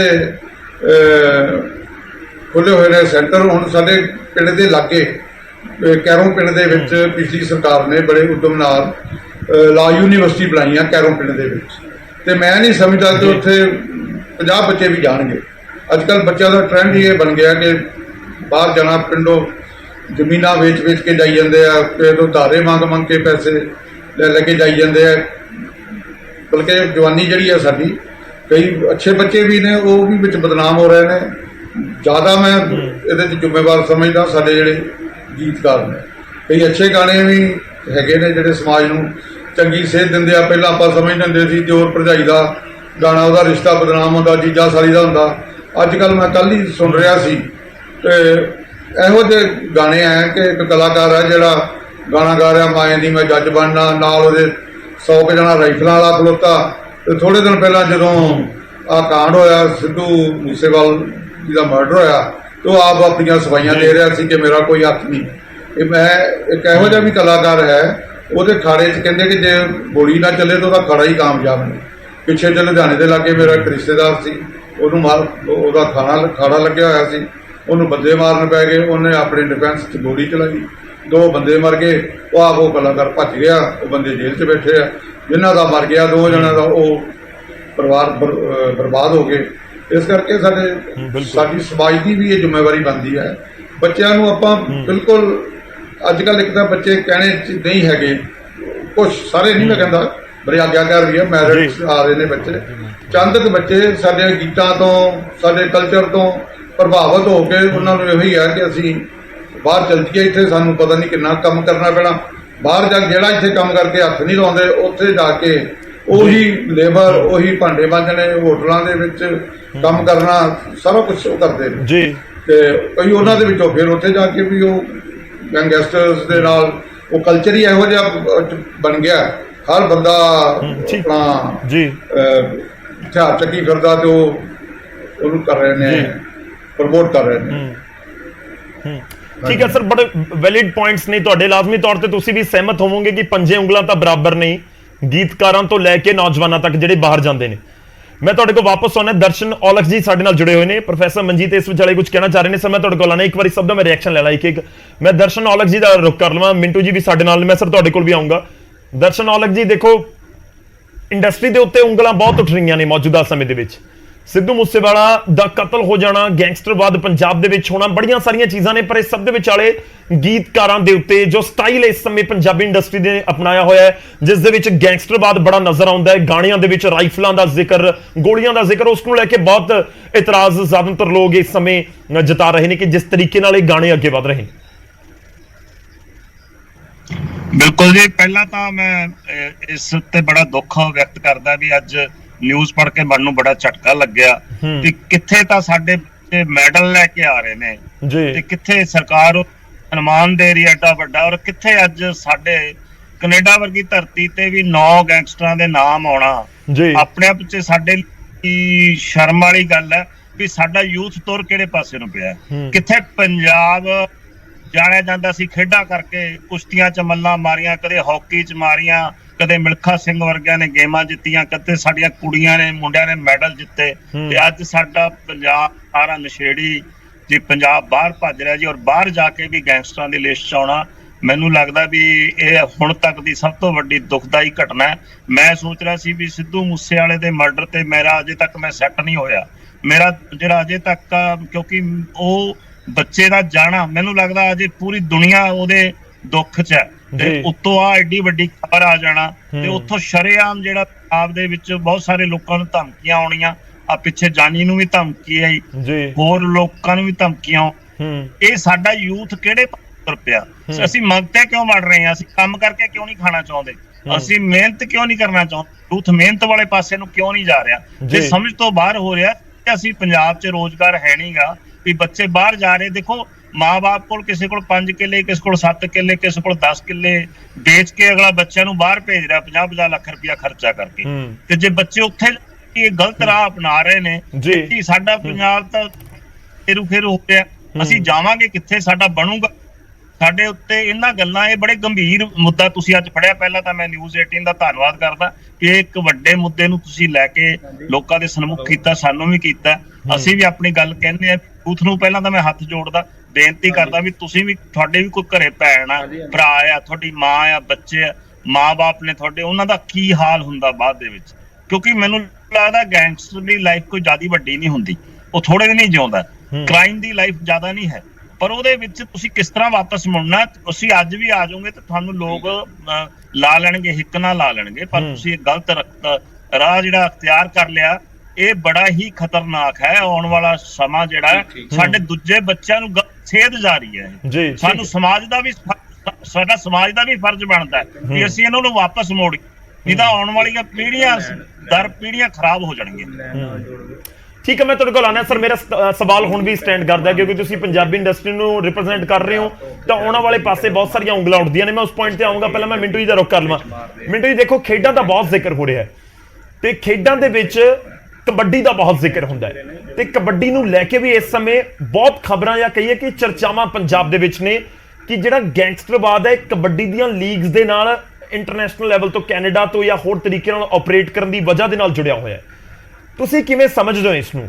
ਤੇ ਮੈਂ ਇਹ ਵੀ ਸਮਝਣਾ ਚਾਹੂੰਗਾ ਕਿ ਤੁਹਾਨੂੰ ਲੱਗ ਰਿਹਾ ਕਿ ਇਹ ਨੌਜਵਾਨਾਂ ਨੂੰ ਕੋਈ ਧੱਕ ਰਿਹਾ ਉਸ ਵਾਲੇ ਪਾਸੇ, ਤੋੜ ਰਿਹਾ ਉਧਰ ਵਾਲੇ ਪਾਸੇ, ਜਦੋਂ ਜਿੱਥੇ ਜਾ ਕੇ ਗੈਂਗਸਟਰਵਾਦ ਹੈ ਜਾਂ ਜਿੱਥੇ ਜਾ ਕੇ ਪੁਲਿਸ ਦੀ ਗੋਲੀ ਹੈ? ਪਹਿਲੀ ਗੱਲ ਤਾਂ ਗੌਰਵ ਜੀ ਮਾਫ ਕਰਨਾ, ਮੇਰੇ ਖਿਆਲ ਦੇ ਨਾਲ ਅਸੀਂ ਇਸ ਸੰਦਰਭੀਕਰਨ ਨੂੰ ਨਾ ਬਿਲਕੁਲ ਮਿਲਗੋਬਾ ਜਿਹਾ ਬਣਾ ਰਹੇ ਹਾਂ। ਪਹਿਲੀ ਗੱਲ ਤੇ ਇਹ ਹੈ ਕਿ ਇਹ ਦੋ ਵੱਖ-ਵੱਖ ਵਿਸ਼ੇ ਨੇ। ਇੱਕ ਸਾਡਾ ਇੱਥੋਂ ਦਾ ਜਿਹੜਾ ਮਤਲਬ ਕਿ ਜਿਹੜਾ ਯੂਥ ਉੱਥੇ ਪ੍ਰਵਾਸ ਕਰ ਰਿਹਾ ਹੈ, ਇੰਟਰਨੈਸ਼ਨਲ ਸਟੂਡੈਂਟ ਖਾਸ ਤੌਰ ਤੇ, ਉਹ ਉੱਥੇ ਬਹੁਤ ਹੀ ਘੱਟ ਗਿਣਤੀ ਚ ਕਿਤੇ ਆਉਂਦੇ ਆ ਕਿਸੇ ਕ੍ਰਾਈਮ ਦੇ ਵਿੱਚ। ਖਾਸ ਤੌਰ ਤੇ ਜਿਹੜਾ ਆਪਾਂ ਕਹਿ ਲਈਏ ਸੰਗਠਿਤ ਕ੍ਰਾਈਮ ਹੈ, ਇਹਦੇ ਵਿੱਚ ਉਹ ਉਧਰਲੇ ਬੌਰਨ ਨੇ। ਜ਼ਿਆਦਾਤਰ ਬੱਚੇ ਜਿਹੜੇ ਉਹ 80 ਦੇ ਵਿੱਚ ਖੇਡ ਸਟਾਰਟ ਹੁੰਦਾ ਉੱਥੇ। ਸਭ ਤੋਂ ਪਹਿਲਾਂ ਦੁਸਾਂਝ ਬ੍ਰਦਰਸ ਆਉਂਦੇ ਨੇ, ਰੌਨ ਤੇ ਜਿਮੀ, ਉਸ ਤੋਂ ਬਾਅਦ ਬਿੰਦੀ ਜੌਲ, ਇਹ ਆਪਸ ਦੇ ਵਿੱਚ ਹੀ ਮਰ ਜਾਂਦੇ ਨੇ। ਉਸ ਤੋਂ ਬਾਅਦ ਇਹ ਸਿਲਸਿਲਾ ਸ਼ੁਰੂ ਹੁੰਦਾ, ਨੇਕਾ ਗੈਂਗ ਨੇ ਉੱਥੇ। ਉਹਨਾਂ ਦੀ ਸਮੱਸਿਆ ਇੱਕ ਵੱਖਰੀ ਕਿਸਮ ਦੀ ਹੈ। ਉੱਥੇ ਜ਼ਿਆਦਾਤਰ ਲੜਾਈ ਇਸ ਟਾਈਮ ਜੋ ਡਰੱਗ ਵੇਚਿਆ ਜਾਂਦਾ ਉਹ ਉਸ ਚੀਜ਼ ਨੂੰ ਲੈ ਕੇ, ਉਹ ਸਟਰੀਟ ਫਾਈਟ ਹੈ ਇੱਕ ਤਰ੍ਹਾਂ ਨਾਲ ਉੱਥੇ। ਔਰ ਉਹਦੇ ਵਿੱਚ ਕਈ ਤੁਹਾਨੂੰ ਅੱਗੇ ਜਾ ਕੇ ਡਾਇਮੈਂਸ਼ਨਸ ਮਿਲ ਜਾਣਗੀਆਂ ਕਿ ਪੋਲੀਟੀਕਲੀ ਸਟਰਕਚਰ ਤੇ ਵੀ ਸਵਾਲ ਉੱਠੇਗਾ ਉੱਥੇ ਕਿ ਚਾਈਨਾ ਤੋਂ ਅੱਜ ਹੋਰ ਵੱਖ-ਵੱਖ ਦੇਸ਼ਾਂ ਚੋਂ ਬਹੁਤ ਜ਼ਿਆਦਾ ਡਰੱਗ ਉੱਥੇ ਜਾ ਰਿਹਾ ਹੈ, ਪਰੰਤੂ ਸਰਕਾਰ ਬਾਅਦ ਦੇ ਵਿੱਚ ਐਕਸ਼ਨ ਚਾਹੁੰਦੀ ਹੈ। ਔਰ ਉੱਥੋਂ ਦੀ ਜਿਹੜੀ ਪੁਲਿਸ ਆ, ਉਹਨੇ ਵੀ ਇਹਨਾਂ ਜਿਹੜੇ ਗੈਂਗ ਨੇ, ਜੇ ਤੁਸੀਂ ਇਹਨਾਂ ਨੂੰ ਦੇਖੋਗੇ, ਮੈਂ ਤੁਹਾਨੂੰ ਇੱਕ ਮਿਸਾਲ ਦੇ ਦਿੰਦਾ। ਜਿਹੜੀ ਇਹ ਤੁਸੀਂ ਅੱਜ ਤਸਵੀਰ ਲਈ ਹੋਈ ਆ, ਜਿਹੜਾ ਆਪਣਾ ਮਜ਼ਮੂਨ ਹੈ ਤੁਹਾਡੇ ਇਸ ਡਿਬੇਟ ਦਾ, ਜਿਹਦੇ ਵਿੱਚ ਸਨਮਾਨਯੋਗ ਸਾਰੇ ਪੈਨਲਿਸਟ ਆਏ ਨੇ, ਤੁਸੀਂ 21 ਚ ਚਲੇ ਜਾਓ, ਉੱਥੇ ਵੀ 6 ਗੈਂਗਸਟਰਾਂ ਦੀ ਫੋਟੋ ਇਸੇ ਤਰ੍ਹਾਂ ਹੀ ਇੱਕ ਪਬਲਿਕ ਕਹਿ ਲੋ ਕਿ ਵਾਰਨਿੰਗ ਸੀਗੀ, ਤਾਂ ਉਹਦੇ ਵਿੱਚ ਵੀ 4 ਪੰਜਾਬੀ ਮੁੰਡੇ ਸਨ। ਚਾਰੇ ਹੀ ਮੇਰੇ ਖਿਆਲ ਦੇ ਨਾਲ ਉਧਰ ਦੇ ਵਾਰਨ ਸੀਗੇ। ਪਿਛਲੇ 2021 ਦੀ ਗੱਲ ਹੈ ਇਹ। ਤਾਂ ਕਹਿਣ ਦਾ ਮਤਲਬ ਇਹ ਆ ਕਿ ਉੱਥੇ ਇਹ ਜਿਹੜੀ ਸਮੱਸਿਆ ਇੱਕ ਵੱਖਰੀ ਸਮੱਸਿਆ ਹੈ। ਜਿਹੜੇ ਆਪਣੇ ਇੰਟਰਨੈਸ਼ਨਲ ਸਟੂਡੈਂਟ ਜਾਂਦੇ ਨੇ, ਉਹ ਤਾਂ ਆਪਣੀ ਜ਼ਿੰਦਗੀ 'ਚ ਬਹੁਤ ਜ਼ਿਆਦਾ ਉਲਝ ਜਾਂਦੇ ਆ। ਔਰ ਉਹਨਾਂ ਨੂੰ ਜਿਹੜਾ ਮਾਫੀਆ ਉਹ ਟਾਰਗੇਟ ਨਹੀਂ ਕਰਦਾ, ਕਿਉਂਕਿ ਕੋਈ ਕਿੱਥੋਂ ਆਇਆ ਹੈ, ਕੋਈ ਐਡਰੈਸ ਨਹੀਂ ਹੈ, ਕੋਈ ਉਹਦੇ ਮਾਪਿਆਂ ਦਾ ਐਡਰੈਸ ਨਹੀਂ ਹੈ। ਸੋ ਇਹ ਦੋ ਚੀਜ਼ਾਂ ਅਲੱਗ-ਅਲੱਗ ਹੈ। ਆਪਣਾ ਜਿਹੜਾ ਇੱਥੋਂ ਦਾ ਗਰੋਹਬਾਜ਼ੀ ਵਾਲਾ ਕੰਮ ਹੈ ਉਹ ਅਲੱਗ ਹੈ, ਉਹਨਾਂ ਦੀ ਸਮੱਸਿਆ ਇੱਕ ਵੱਖਰੀ ਕਿਸਮ ਦੀ ਹੈ। तो मेरे ख्याल दे नाल ये टखेड़ा कर लेना चाहिए। मतलब तुसी बेसिकली ये कह रहे हो कि ਜਿਹੜੇ ਉੱਥੇ ਦੇ ਗੈਂਗਸਟਰਸ ਨੇ, ਉੱਥੇ ਦੇ ਜੰਪਲ ਨੇ, ਕਿ ਉਹ ਕੈਨੇਡਾ ਦੇ ਜੰਪਲ ਨੇ ਤੇ ਉੱਥੇ ਡਰੱਗ ਦਾ ਇੱਕ ਨੈਕਸਸ ਹੈ, ਉਹ ਉੱਥੇ ਤੱਕ ਸੀਮਿਤ ਨੇ। ਉੱਧਰ ਦੇ ਨੇ ਜਿਹੜੇ ਮਰਨ ਵਾਲੇ ਨੇ ਹੁਣ ਤੱਕ ਜਿੰਨੀਆਂ ਮੌਤਾਂ ਹੋਈਆਂ ਨੇ, ਉਹਦੇ ਵਿੱਚ ਪੰਜਾਬੀਆਂ ਦਾ ਬਹੁਤ ਵੱਡਾ ਹਿੱਸਾ, ਤਾਂ ਖਾਸ ਤੌਰ ਤੇ ਪਿੰਡੂ ਪਿਛੋਕੜ ਵਾਲੇ ਜ਼ਿਆਦਾ ਨੇ, ਜਾਂ ਕਹਿ ਲੋ ਜੱਟ ਭਾਈਚਾਰੇ ਤੋਂ ਜ਼ਿਆਦਾ ਨੇ, ਤੇ ਜ਼ਿਆਦਾਤਰ ਉਧਰ ਦੇ ਬੌਰਨ ਨੇ, ਕਿਉਂਕਿ ਉਹਨਾਂ ਦੀਆਂ ਫੈਮਲੀਆਂ ਉਧਰ ਵੈਲ ਸੈਟਲਡ ਹੈ। ਔਰ ਸਭ ਤੋਂ ਵੱਡੀ ਗੱਲ, ਇੰਟਰਸਟਿੰਗ ਫੈਕਟ ਇਹ ਵੀ ਹੈ, ਵੈਸੇ ਤੇ ਸਾਨੂੰ ਜੇ ਅਸੀਂ ਕੈਨੇਡਾ ਦੇ ਆਧਾਰ ਤੇ ਗੱਲ ਕਰਨੀ ਹੈ ਤਾਂ ਕੋਈ ਪੈਨਲਿਸਟ ਉੱਥੋਂ ਲੈਣਾ ਚਾਹੀਦਾ ਸੀ। ਬੇਸਿਕਲੀ ਸਾਨੂੰ ਅਸੀਂ ਕੋਸ਼ਿਸ਼ ਕੀਤੀ ਹੈ, ਗੱਲ ਕੀ ਹੈ, ਪਰ ਥੋੜੀ ਦਿੱਕਤ ਇਹ ਵੀ ਹੋ ਜਾਂਦੀ ਹੈ ਕਿ ਕਈ ਵਾਰ ਲੋਕ ਟੀਵੀ ਤੇ ਆ ਕੇ ਨਹੀਂ ਬੋਲਣਾ ਚਾਹੁੰਦੇ। ਅਸੀਂ ਇਨਫੈਕਟ ਟਰਾਈ ਕੀਤਾ ਕਿ ਕੈਨੇਡਾ ਤੋਂ ਗੱਲ ਕਰੀਏ, ਸਮੱਸਿਆ ਹੁੰਦੀ ਹੈ। ਠੀਕ ਹੈ ਗੌਰਵ ਜੀ ਮੈਂ ਚਲੋ ਜਿੰਨੀ ਕੁ ਜਾਣਕਾਰੀ, ਕਿਉਂਕਿ ਮੈਂ ਉੱਥੇ ਥੋੜਾ ਜੁੜਿਆ ਹੋਇਆ ਵੱਖ-ਵੱਖ ਮੰਚਾਂ ਦੇ ਨਾਲ, ਮੀਡੀਆ ਮੰਚਾਂ ਦੇ ਨਾਲ, ਮੈਂ ਉਸ ਆਧਾਰ ਤੇ ਤੁਹਾਨੂੰ ਦੱਸ ਦੇਣਾ ਕਿ ਦੇਖੋ ਉੱਥੇ ਜਿਹੜੀ ਸਮੱਸਿਆ ਵੀ ਆਉਂਦੀ ਹੈ ਕਿ ਸਕੂਲ ਤੋਂ ਹੀ ਗਰੋਹਬਾਜ਼ੀ ਸਟਾਰਟ ਹੋ ਜਾਂਦੀ ਹੈ, ਗਰੁੱਪਿਜ਼ਮ ਸਟਾਰਟ ਹੋ ਜਾਂਦਾ ਹੈ ਔਰ ਉਹ ਅੱਗੇ ਤੁਰਿਆ ਜਾਂਦਾ ਹੈ। ਔਰ ਇਹਨਾਂ ਦੇ ਨਾਲ ਜੇ ਤੁਸੀਂ ਇੱਕ ਚੀਜ਼ ਹੋਰ ਦੇਖੋਗੇ, ਇੰਟਰਸਟਿੰਗ ਫੈਕਟ ਇਹ ਰਹੇਗਾ ਕਿ ਜਿਹੜੇ ਰਿਸ਼ਤੇਦਾਰ ਨੇ, ਜਿਵੇਂ ਭੂਆ ਦਾ ਮੁੰਡਾ, ਮਾਮੇ ਦਾ ਮੁੰਡਾ, ਚਾਚੇ ਦਾ ਮੁੰਡਾ, ਉਹ ਵੀ ਵਿੱਚ ਆਈ ਜਾਂਦਾ ਹੈ। ਤਾਂ ਉੱਥੋਂ ਦੀ ਸਮੱਸਿਆ ਇੱਕ ਵੱਖਰੀ ਕਿਸਮ ਦੀ ਹੈ। ਤਾਂ ਮੇਰੇ ਖਿਆਲ ਦੇ ਨਾਲ ਇਹ ਨਿਖੇੜਾ ਹੋਣਾ ਬਹੁਤ ਜ਼ਰੂਰੀ ਹੈ। ਮੈਂ ਇੱਕ ਹੋਰ ਛੋਟੀ ਚੀਜ਼ ਤੁਹਾਡੇ ਤੋਂ ਜ਼ਰੂਰ ਜਾਣਨੀ ਚਾਹਾਂਗਾ ਕਿ ਤੁਹਾਡਾ ਇਹ ਪੂਰੇ ਇਸ ਮਾਮਲੇ ਦੇ ਵਿੱਚ ਕੀ ਸਮਝ ਹੈ ਕਿ ਤੁਸੀਂ ਕਹਿ ਰਹੇ ਹੋ ਕਿ ਜਿਹੜੇ ਇਹ 9 ਗੈਂਗਸਟਰਸ ਨੇ ਇਹ ਤੇ ਜਿਹੜਾ ਪੰਜਾਬ ਦਾ ਗੈਂਗਸਟਰਵਾਦ ਹੈ ਇਹ ਆਪਸ ਦੇ ਵਿੱਚ ਲਿੰਕਡ ਨਹੀਂ ਹੈਗੇ? ਨਹੀਂ, ਪੰਜਾਬ ਦਾ ਗੈਂਗਸਟਰਵਾਦ ਜਿਹੜਾ ਹੈ ਨਾ, ਉਹ ਪੰਜਾਬ ਦਾ ਗੈਂਗਸਟਰਵਾਦ ਤਾਂ ਪੰਜਾਬ ਰਹਿ ਗਿਆ ਔਰ ਕੁਛ ਇੱਥੋਂ ਭਗੌੜੇ ਹੋ ਗਏ ਜਿਹੜੇ ਉੱਥੇ ਚਲੇ ਗਏ ਜੀ। ਉਹਦੇ ਵਿੱਚ ਵੀ ਜੇ ਤੁਸੀਂ ਦੇਖੋ, ਤੁਸੀਂ ਜਿਹਦੇ ਆਪਾਂ ਪ੍ਰਪੇਖ ਚ ਕਈ ਵਾਰ ਗੱਲ ਕਰਦੇ ਆ, ਗੋਲਡੀ ਬਰਾੜ, ਉਹਦੇ ਤੇ ਪਹਿਲਾਂ ਵੀ ਮੁਕੱਦਮੇ ਸਨ, ਪਹਿਲਾਂ ਵੀ ਜ਼ਿੰਮੇਵਾਰੀਆਂ ਸਨ, ਪੁਲਿਸ ਨੇ ਕੁਝ ਨਹੀਂ ਕੀਤਾ। ਜਦੋਂ ਹਾਈ ਪ੍ਰੋਫਾਈਲ ਮਰਡਰ ਹੋ ਗਿਆ ਤਾਂ ਫਿਰ LOC ਜਾਰੀ ਕਰੋ ਜੀ, ਰੈੱਡ ਕਾਰਨਰ ਨੋਟਿਸ ਜਾਰੀ ਕਰੋ ਜੀ, ਇੰਟਰਪੋਲ ਲਾਓ ਜੀ, NIA ਵੀ ਇਨਵੋਲਵ ਹੋ ਗਿਆ ਮੈਂ ਸੁਣਨਾ। ਪਰ ਪਹਿਲਾਂ ਜੋ ਚੀਜ਼ਾਂ ਹੋਈਆਂ ਉਦੋਂ ਇਹ ਸਾਰਾ ਕੁਝ ਨਹੀਂ ਸੰਭਾਲਿਆ ਜਾਂਦਾ। ਸੋ ਸਾਡੀਆਂ, ਜਾਨੀ ਕਹਿਣ ਦਾ ਮਤਲਬ ਇਹ ਹੈ ਕਿ ਸਾਡੀਆਂ ਜਿਹੜੀਆਂ ਦੋਵੇਂ ਸਮੱਸਿਆਵਾਂ ਨੇ ਹੈਨ ਤਾਂ ਪੰਜਾਬ ਵੀ ਦੇ ਨਾਲ ਜੁੜੀਆਂ, ਪਰ ਉੱਥੇ ਇੱਕ ਤਰ੍ਹਾਂ ਨਾਲ ਕਹਿ ਲਓ ਕਿ ਇੱਕ ਵੱਖਰਾ ਕਿਸਮ ਦਾ ਮਾਹੌਲ ਹੈ। ਸਾਡੇ ਇੱਥੇ ਜਿਹੜਾ ਗਰੋਹਬਾਜ਼ੀ ਹੈ ਨਾ, ਇੱਕ ਵੱਖਰਾ ਕਿਸਮ ਦਾ, ਉਹਦਾ ਪੈਟਰਨ ਦਾ ਵੀ ਫਰਕ ਹੈ ਥੋੜਾ। ਉੱਥੇ ਖੇਡ ਜ਼ਿਆਦਾ ਡਰੱਗ ਦੀ ਹੈ, ਇੱਥੇ ਕਈ ਵਾਰ ਕੀ ਹੈ ਕਿ ਜ਼ਿਆਦਾ ਪੈਸੇ ਦੀ ਵੀ ਲਾਲਸਾ। ਇੱਥੇ ਆਪਾਂ ਜਿਵੇਂ ਦੇਖ ਲਈਏ ਤਾਂ ਹੁਣ ਕਮਰਸ਼ਲੀ ਜਿਵੇਂ ਸਿੱਧੂ ਮੂਸੇਵਾਲਾ ਦੀ ਹੱਤਿਆ ਦੀ ਜ਼ਿੰਮੇਵਾਰੀ ਲਈ ਜਾਂਦੀ ਹੈ, ਉਹਦੇ 'ਚ ਇੱਕ ਨੁਕਤਾ ਇਹ ਵੀ ਜੁੜਦਾ ਹੈ ਕਿ ਬਹੁਤ ਜ਼ੋਰਦਾਰ ਤਰੀਕੇ ਨਾਲ ਉਛਾਲਿਆ ਜਾਂਦਾ ਆਪਣੀ ਜ਼ਿੰਮੇਵਾਰੀਆਂ ਨੂੰ, ਤਾਂ ਕਿ ਦੂਸਰੇ ਜਿਹੜੇ ਸੈਲੀਬ੍ਰਿਟੀ ਹੈ ਉਹ ਵੀ ਕਿਤੇ ਨਾ ਕਿਤੇ ਖੌਫਜ਼ਦਾ ਹੋਣ ਇਹਨਾਂ ਚੀਜ਼ਾਂ। ਠੀਕ ਹੈ ਪ੍ਰੋਫੈਸਰ ਮਨਜੀਤ ਜੀ, ਛੋਟਾ ਜਿਹਾ ਇਸ ਦੇ ਉੱਪਰ ਕਮੈਂਟ ਚਾਹੂੰਗਾ ਤੁਹਾਡਾ। ਤੁਸੀਂ ਸਹਿਮਤ ਹੋ ਕਿ ਇਸ ਤਰੀਕੇ ਨਾਲ ਇਸ ਨੂੰ ਦੇਖਿਆ ਜਾਵੇ? ਦੇਖੋ, ਮੈਂ ਇੱਕ ਹੋਰ ਮਿੰਟੂ ਜੀ ਦੀ ਗੱਲ ਦੇ ਵਿੱਚ ਮੈਂ ਐਡ ਕਰ ਦਵਾਂ ਕਿ ਗੈਂਗਸਟਰਾਂ ਦੀ ਗਿਣਤੀ ਤਾਂ ਬਹੁਤ ਘੱਟ ਹੀ ਹੋਣੀ ਹੈ ਕਿ ਜੇ ਪੰਜਾਬ ਦੀ ਵੀ 3 ਕਰੋੜ ਆਬਾਦੀ ਹੈ ਤਾਂ ਇੱਥੇ ਵੀ ਜੇ 150 ਵੀ ਇਸ ਤਰੀਕੇ ਦੇ ਨੌਜਵਾਨ ਹੋਣਗੇ ਉਹ ਤਾਂ ਵੀ ਚਿੰਤਾ ਦਾ ਵਿਸ਼ਾ ਲਾਜ਼ਮੀ ਤੌਰ ਤੇ ਹੈ। ਆਪਾਂ ਇਹ ਨਹੀਂ ਕਹਿ ਸਕਦੇ ਕਿ ਪੰਜਾਬ 'ਚ 50,000 ਨੌਜਵਾਨ ਤੁਰ ਪਏ ਉਸ ਵਾਲੇ ਪਾਸੇ ਨੂੰ ਜਾਂ 1 ਲੱਖ ਨੌਜਵਾਨ ਉਸ ਵਾਲੇ ਪਾਸੇ ਨੂੰ ਤੁਰ ਪਏ, ਪਰ ਜੇ 100-200 ਵੀ ਹੋਏ ਕਿ ਜਿਹੜੇ ਲਿੰਕ ਦੇ ਵਿੱਚ ਨੇ ਇਹਨਾਂ ਲੋਕਾਂ ਦੇ, ਤਾਂ ਉਹ ਵੀ ਬੜੀ ਚਿੰਤਾ ਵਾਲੀ ਗੱਲ ਹੁੰਦੀ ਹੈ। ਨਹੀਂ, ਬਿਲਕੁਲ ਠੀਕ ਹੈ, ਪਰ ਫਿਰ ਵੀ ਜਿਸ ਤਰ੍ਹਾਂ ਮਿੰਟੂ ਜੀ ਦਾ ਮੈਟਰ ਆਫ ਫੈਕਟ ਠੀਕ ਹੈ ਕਿ ਚਲੋ ਜੀ ਉੱਥੇ ਦੇ ਬੌਰਨ ਐਂਡ ਬ੍ਰੈਡ ਉੱਥੇ ਦੇ ਹੀ ਆ, ਵੀ ਉੱਥੇ ਉਹਦਾ ਸਾਡੇ ਨਾਲ ਕੋਈ ਬਹੁਤ ਨਹੀਂ ਹੈ। ਜਿਹੜੇ ਇੱਥੋਂ ਪੜ੍ਹਨ ਜਾਂਦੇ ਉਹਨਾਂ ਮਾਂ-ਬਾਪ ਨੂੰ ਬਹੁਤੀ ਚਿੰਤਾ ਨਹੀਂ ਕਰਨੀ ਚਾਹੀਦੀ। ਉਹਨਾਂ ਦਾ ਕਹਿਣ ਦਾ ਮਤਲਬ ਇਹ ਹੈ ਜੇ ਇਹ ਗੱਲ ਹੈ ਵੀ 11 ਵਿੱਚੋਂ ਜਦੋਂ 9 ਪੰਜਾਬੀ ਹੋਣਗੇ ਸਿਰ ਤੇ ਨੀਵਾਂ ਹੁੰਦਾ, ਉੱਥੇ ਵੀ ਇਹ ਸਮਝਣਗੇ ਜਿਵੇਂ ਹੁਣ ਰੇਸ਼ੀਅਲ ਆਈਡੀਆਜ਼ ਬਣ ਜਾਂਦੇ ਆ ਬਲੈਕ ਅਮਰੀਕਨਸ ਦਾ, ਜਾਂ ਇਸ ਤਰੀਕੇ ਨਾਲ ਹੋ ਜਾਂਦਾ ਵੀ ਇਹ ਤੇ ਹੈਗੇ ਹੀ ਇਹੋ ਜਿਹੇ ਕ੍ਰਿਮੀਨਲ ਹੈਗੇ ਆ। ਜਾਂ ਸਾਡੇ ਵੀ ਇੱਥੇ ਜਿਹੜੇ ਡੀਨੋਟੀਫਾਈਡ ਹੁਣ ਹੋਏ ਆ ਟਰਾਈਬਸ, ਪਹਿਲਾਂ ਉਹਨਾਂ ਨੂੰ ਕ੍ਰਿਮੀਨਲ ਟਰਾਈਬਸ ਕਰਾਰ ਦਿੱਤਾ ਸੀ ਅੰਗਰੇਜ਼ਾਂ ਨੇ, ਕਿਤੇ ਸਾਡਾ ਇਹੋ ਜਿਹੀ ਬ੍ਰਾਂਡਿੰਗ ਨਾ ਹੋ ਜਾਏ। ਜੇ ਤੁਸੀਂ 11 ਉਹਨਾਂ ਨੇ ਜਿਨ੍ਹਾਂ ਨੂੰ ਨੋਟਿਸ ਦਿੱਤਾ ਕਿ ਇਹ ਸਾਰੇ ਖਤਰਨਾਕ ਹੈਗੇ ਆ ਤੇ 9 ਪੰਜਾਬੀ ਹੈ, ਤੇ ਬਾਕੀ ਸਾਰੇ ਪੰਜਾਬੀਆਂ ਦੇ ਉੱਤੇ ਅਸਰ ਤੇ ਪਊਗਾ, ਐਜ਼ ਏ ਕਮਿਊਨਿਟੀ ਅਸਰ ਪਊਗਾ ਵੀ ਆ ਤੁਸੀਂ ਕੀ ਕਰਨਾ, ਉਹਨੇ ਕਮਾਉਣਾ ਆਏ ਆ, ਕੈਨੇਡਾ ਨੂੰ ਸੁਧਾਰਨ ਤੇ ਸਵਾਰਨਾ ਆਏ ਆ ਕਿ ਆਹ ਕੰਮ ਕਰਨਾ ਆਏ ਆ। ਇੱਕ ਤੇ ਇਹ ਗੱਲ, ਇਹ ਸਾਡੇ ਅਸੀਂ ਉਹਦੇ ਤੋਂ ਆਪਣੇ ਆਪ ਨੂੰ ਆਪਣੇ ਮੁਨਕਰ ਨਹੀਂ ਕਰ ਸਕਦੇ। ਬਾਕੀ ਇਹਨਾਂ ਦੀ ਮੈਟਰ ਆਫ ਫੈਕਟ ਜਿਹੜੀ ਗੱਲ ਹੈ ਉਹ ਬਿਲਕੁਲ ਠੀਕ ਹੈ ਕਿ ਜਿੱਥੇ ਅਨਅਰਨਡ ਮਨੀ ਜਾਂ ਜਿਹਨੂੰ ਕਹਿੰਦੇ ਇਲ ਗੋਟਨ ਮਨੀ, ਜਿਸ ਤਰ੍ਹਾਂ ਡਰੱਗ ਦਾ, ਮਾਫੀਏ ਦਾ, ਹੋਰ ਕਿਸਮ ਦਾ ਬਹੁਤ ਜ਼ਿਆਦਾ ਪੈਸਾ ਸਮਾਜ 'ਚ ਆ ਜਾਂਦਾ, ਉਹਦੇ 'ਚ ਇਹੋ ਜਿਹਾ ਕੁਝ ਹੁੰਦਾ। ਪੰਜਾਬ 'ਚ ਵੀ ਉਦੋਂ ਹੀ ਹੋਣਾ ਸ਼ੁਰੂ ਹੋਇਆ। ਸਾਡੇ ਵੀ ਇੱਥੇ NDP ਐਕਟ ਜਿਹੜਾ ਆ, ਡਰੱਗ ਵਾਲਾ ਐਕਟ 1985 ਜਦੋਂ ਬਣਿਆ ਤਾਂ ਉਦੋਂ ਬਾਅਦ ਹੀ ਸਾਡੇ ਡਰੱਗ ਦਾ ਜ਼ਿਆਦਾ ਇੱਥੇ ਸ਼ੁਰੂ ਧੰਦਾ, ਗੋਰਖ ਧੰਦਾ ਸ਼ੁਰੂ ਹੋਇਆ, ਤੇ ਉਦੋਂ ਬਾਅਦ ਹੀ ਗੈਂਗਸਟਰ ਸਾਡੇ ਜਿਹੜੇ ਇੱਥੇ ਆਉਣੇ ਸ਼ੁਰੂ ਹੋਏ ਆ। ਇਹਦਾ ਇੱਕ ਬਿਲਕੁਲ ਸਿੱਧਾ ਲਿੰਕ ਹੈ। ਪਰ ਦੂਸਰਾ ਪੰਜਾਬ ਦੇ ਅੰਦਰ ਇੱਕ ਹੋਰ ਵੀ ਲਿੰਕ ਮੈਂ ਸਮਝਦਾ ਜੀ। ਇੱਕ ਤਾਂ ਜਿਹੜਾ ਸਾਈਕੋਲੋਜੀਕਲ, ਜਿਹੜਾ ਤੁਸੀਂ ਪਹਿਲਾ ਸਵਾਲ ਪੁੱਛਿਆ ਸੀਗਾ, ਉਹ ਇਹ ਹੈ ਕਿ ਇੱਥੇ ਲੋਕ ਹਥਿਆਰਾਂ ਵੱਲ ਕਿਉਂ ਜਾਂਦੇ। ਮੈਨੂੰ ਲੱਗਦਾ ਅਫਗਾਨਿਸਤਾਨ, ਬਲੋਚਿਸਤਾਨ ਤੇ ਸਾਰਾ ਇੱਥੇ ਲੈ ਕੇ ਜਿਹੜਾ ਪੰਜਾਬ ਦਾ ਤੱਕ ਦਾ ਸਾਰਾ ਰੀਜਨ ਆ, ਹਥਿਆਰਾਂ ਦੀ ਇੱਥੇ ਵੈਸੇ ਹੀ ਲੋਕਾਂ ਨੂੰ ਬੜਾ ਸ਼ੌਕ ਹੈਗਾ। ਵੈਸੇ ਵੀ ਸਿੱਖੀ ਦੇ ਵਿੱਚ ਵੀ ਇਹੀ ਹੈ ਕਿ ਤਲਵਾਰ ਤੋਂ ਬਗੈਰ ਇਹ ਹਥਿਆਰਾਂ ਦੀ ਇੱਕ ਪੂਜਾ, ਜਾਂ ਹਥਿਆਰਾਂ ਨੂੰ ਮਾਣ ਮਹਿਸੂਸ ਕਰਨਾ, ਬੰਦੂਕ ਦਾ ਮਾਣ ਮਹਿਸੂਸ ਕਰਨਾ, ਉਹੋ ਜਿਹੇ ਗੀਤ ਬਣਾ ਲੈਣੇ, ਨਾਲ ਦਾਰੂ ਨੂੰ ਵੀ ਲਾ ਲੈਣਾ। ਇਹ ਸਾਰਾ ਇੱਕ ਇੱਥੇ ਦੇ ਸੱਭਿਆਚਾਰ ਦੇ ਇੱਕ ਸਾਈਕੀ ਦੇ ਵਿੱਚ ਆ ਕਿ ਜੇ ਮੇਰੇ ਕੋਲ ਬੰਦੂਕ ਹੈ ਤੇ ਮੈਨੂੰ ਕੋਈ ਹਰਾ ਨਹੀਂ ਸਕਦਾ, ਮੈਂ ਬਹੁਤ ਤਕੜਾ। ਫਿਰ ਨਿਡਰਤਾ ਹੋਣੀ, ਤਕੜੇ ਹੋਣਾ, ਮਰਨੋਂ ਨਹੀਂ ਡਰਨਾ, ਥੋੜਾ ਉਸ ਕਿਸਮ ਦਾ ਕਲਚਰ ਜਿਹੜਾ ਸਾਡਾ, ਉਹਦੀ ਕਲਚਰਲ ਰੂਟਸ ਵੀ। ਚਲੋ ਮੈਂ ਇੱਕ ਨਾਲ ਦੀ ਨਾਲ ਰਿਐਕਸ਼ਨ ਜ਼ਰੂਰ ਲੈਣਾ। ਮਿੰਟੂ ਜੀ, ਤੁਹਾਡਾ ਰਿਐਕਸ਼ਨ ਜ਼ਰੂਰੀ ਹੈ ਇੱਥੇ। ਜਿਹੜਾ ਤੁਸੀਂ ਵੀ ਚੀਜ਼ ਕਹਿ ਰਹੇ ਹੋ, ਕਹਿੰਦੇ ਕਿ ਜੇ 11 ਦੇ ਵਿੱਚੋਂ 9 ਚਾਹੇ ਪੰਜਾਬੀ ਮੂਲ ਦੇ ਹੀ ਹੋਣ, ਫਿਰ ਵੀ ਚਿੰਤਾ ਤਾਂ ਉਸ ਨੂੰ ਲੈ ਕੇ ਜ਼ਰੂਰ ਹੁੰਦੀ ਹੈ ਕਿ ਇਹ ਹੋ ਕੀ ਰਿਹਾ। ਬਿਲਕੁਲ ਮੈਂ ਇਸ ਚੀਜ਼ ਦੇ ਨਾਲ ਮੁਤਫਿਕ ਹਾਂ ਪ੍ਰੋਫੈਸਰ ਸਾਹਿਬ ਦੇ ਨਾਲ ਕਿ ਠੀਕ ਹੈ, ਸਾਡੇ ਪੰਜਾਬੀਆਂ ਵਾਸਤੇ, ਸਾਡੀ ਪੰਜਾਬੀਅਤ ਵਾਸਤੇ ਇੱਕ ਚਿੰਤਾਜਨਕ ਸਬਬ ਹੈਗਾ ਵਾ।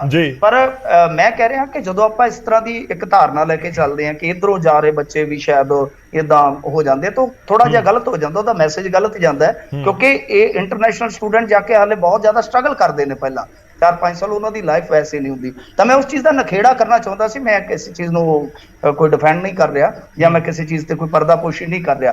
ਰਹੀ ਗੱਲ ਤੁਹਾਡਾ ਦੂਸਰਾ ਜਿਹੜਾ ਸਵਾਲ ਸੀਗਾ ਨਾ ਕਬੱਡੀ ਵਾਲਾ, ਕਬੱਡੀ ਵਾਲਾ, ਦੇਖੋ ਮੈਂ ਜਿਵੇਂ ਕਹਿ ਰਿਹਾ ਕਿ ਇੱਥੋਂ ਦੀ ਗਰੋਹਬਾਜ਼ੀ ਨੂੰ, ਜੇ ਤੁਸੀਂ ਇੱਥੋਂ ਦੀ ਕ੍ਰਿਮੀਨਲ ਸਾਈਕੀ ਨੂੰ ਪੜ੍ਹੋਗੇ, ਖਾਸ ਤੌਰ ਤੇ ਗਰੋਹਬਾਜ਼ੀ ਦੀ ਸਾਈਕੀ ਨੂੰ, ਇੱਥੇ 2-3 ਚੀਜ਼ਾਂ ਨੇ। ਇੱਕ ਤਾਂ ਹੁੰਦਾ ਮਤਲਬ ਕਿ ਆਪਣਾ ਨਾਮ ਚਮਕਾਉਣਾ, ਔਰ ਦੂਸਰਾ ਕਿਉਂਕਿ ਇੱਥੇ ਇੱਕ ਏਮ ਮਿਥ ਲਿਆ ਜਾਂਦਾ ਹੈ ਕਿ ਮੇਰੀ ਲਾਈਫ ਜਿਹੜੀ ਉਹ 5 ਸਾਲ ਹੋਏਗੀ, 5 ਜਾਂ 10 ਸਾਲ ਮੈਂ ਜੀ ਸਕਦਾ ਹੱਦ। ਤਾਂ ਮੈਂ ਰੱਜ ਕੇ ਕੀ ਹੈ ਕਿ ਇੱਕ ਨਾਮ ਕਮਾਉਣਾ, ਇੱਕ ਪੈਸਾ ਕਮਾਉਣਾ, ਰੱਜ ਕੇ।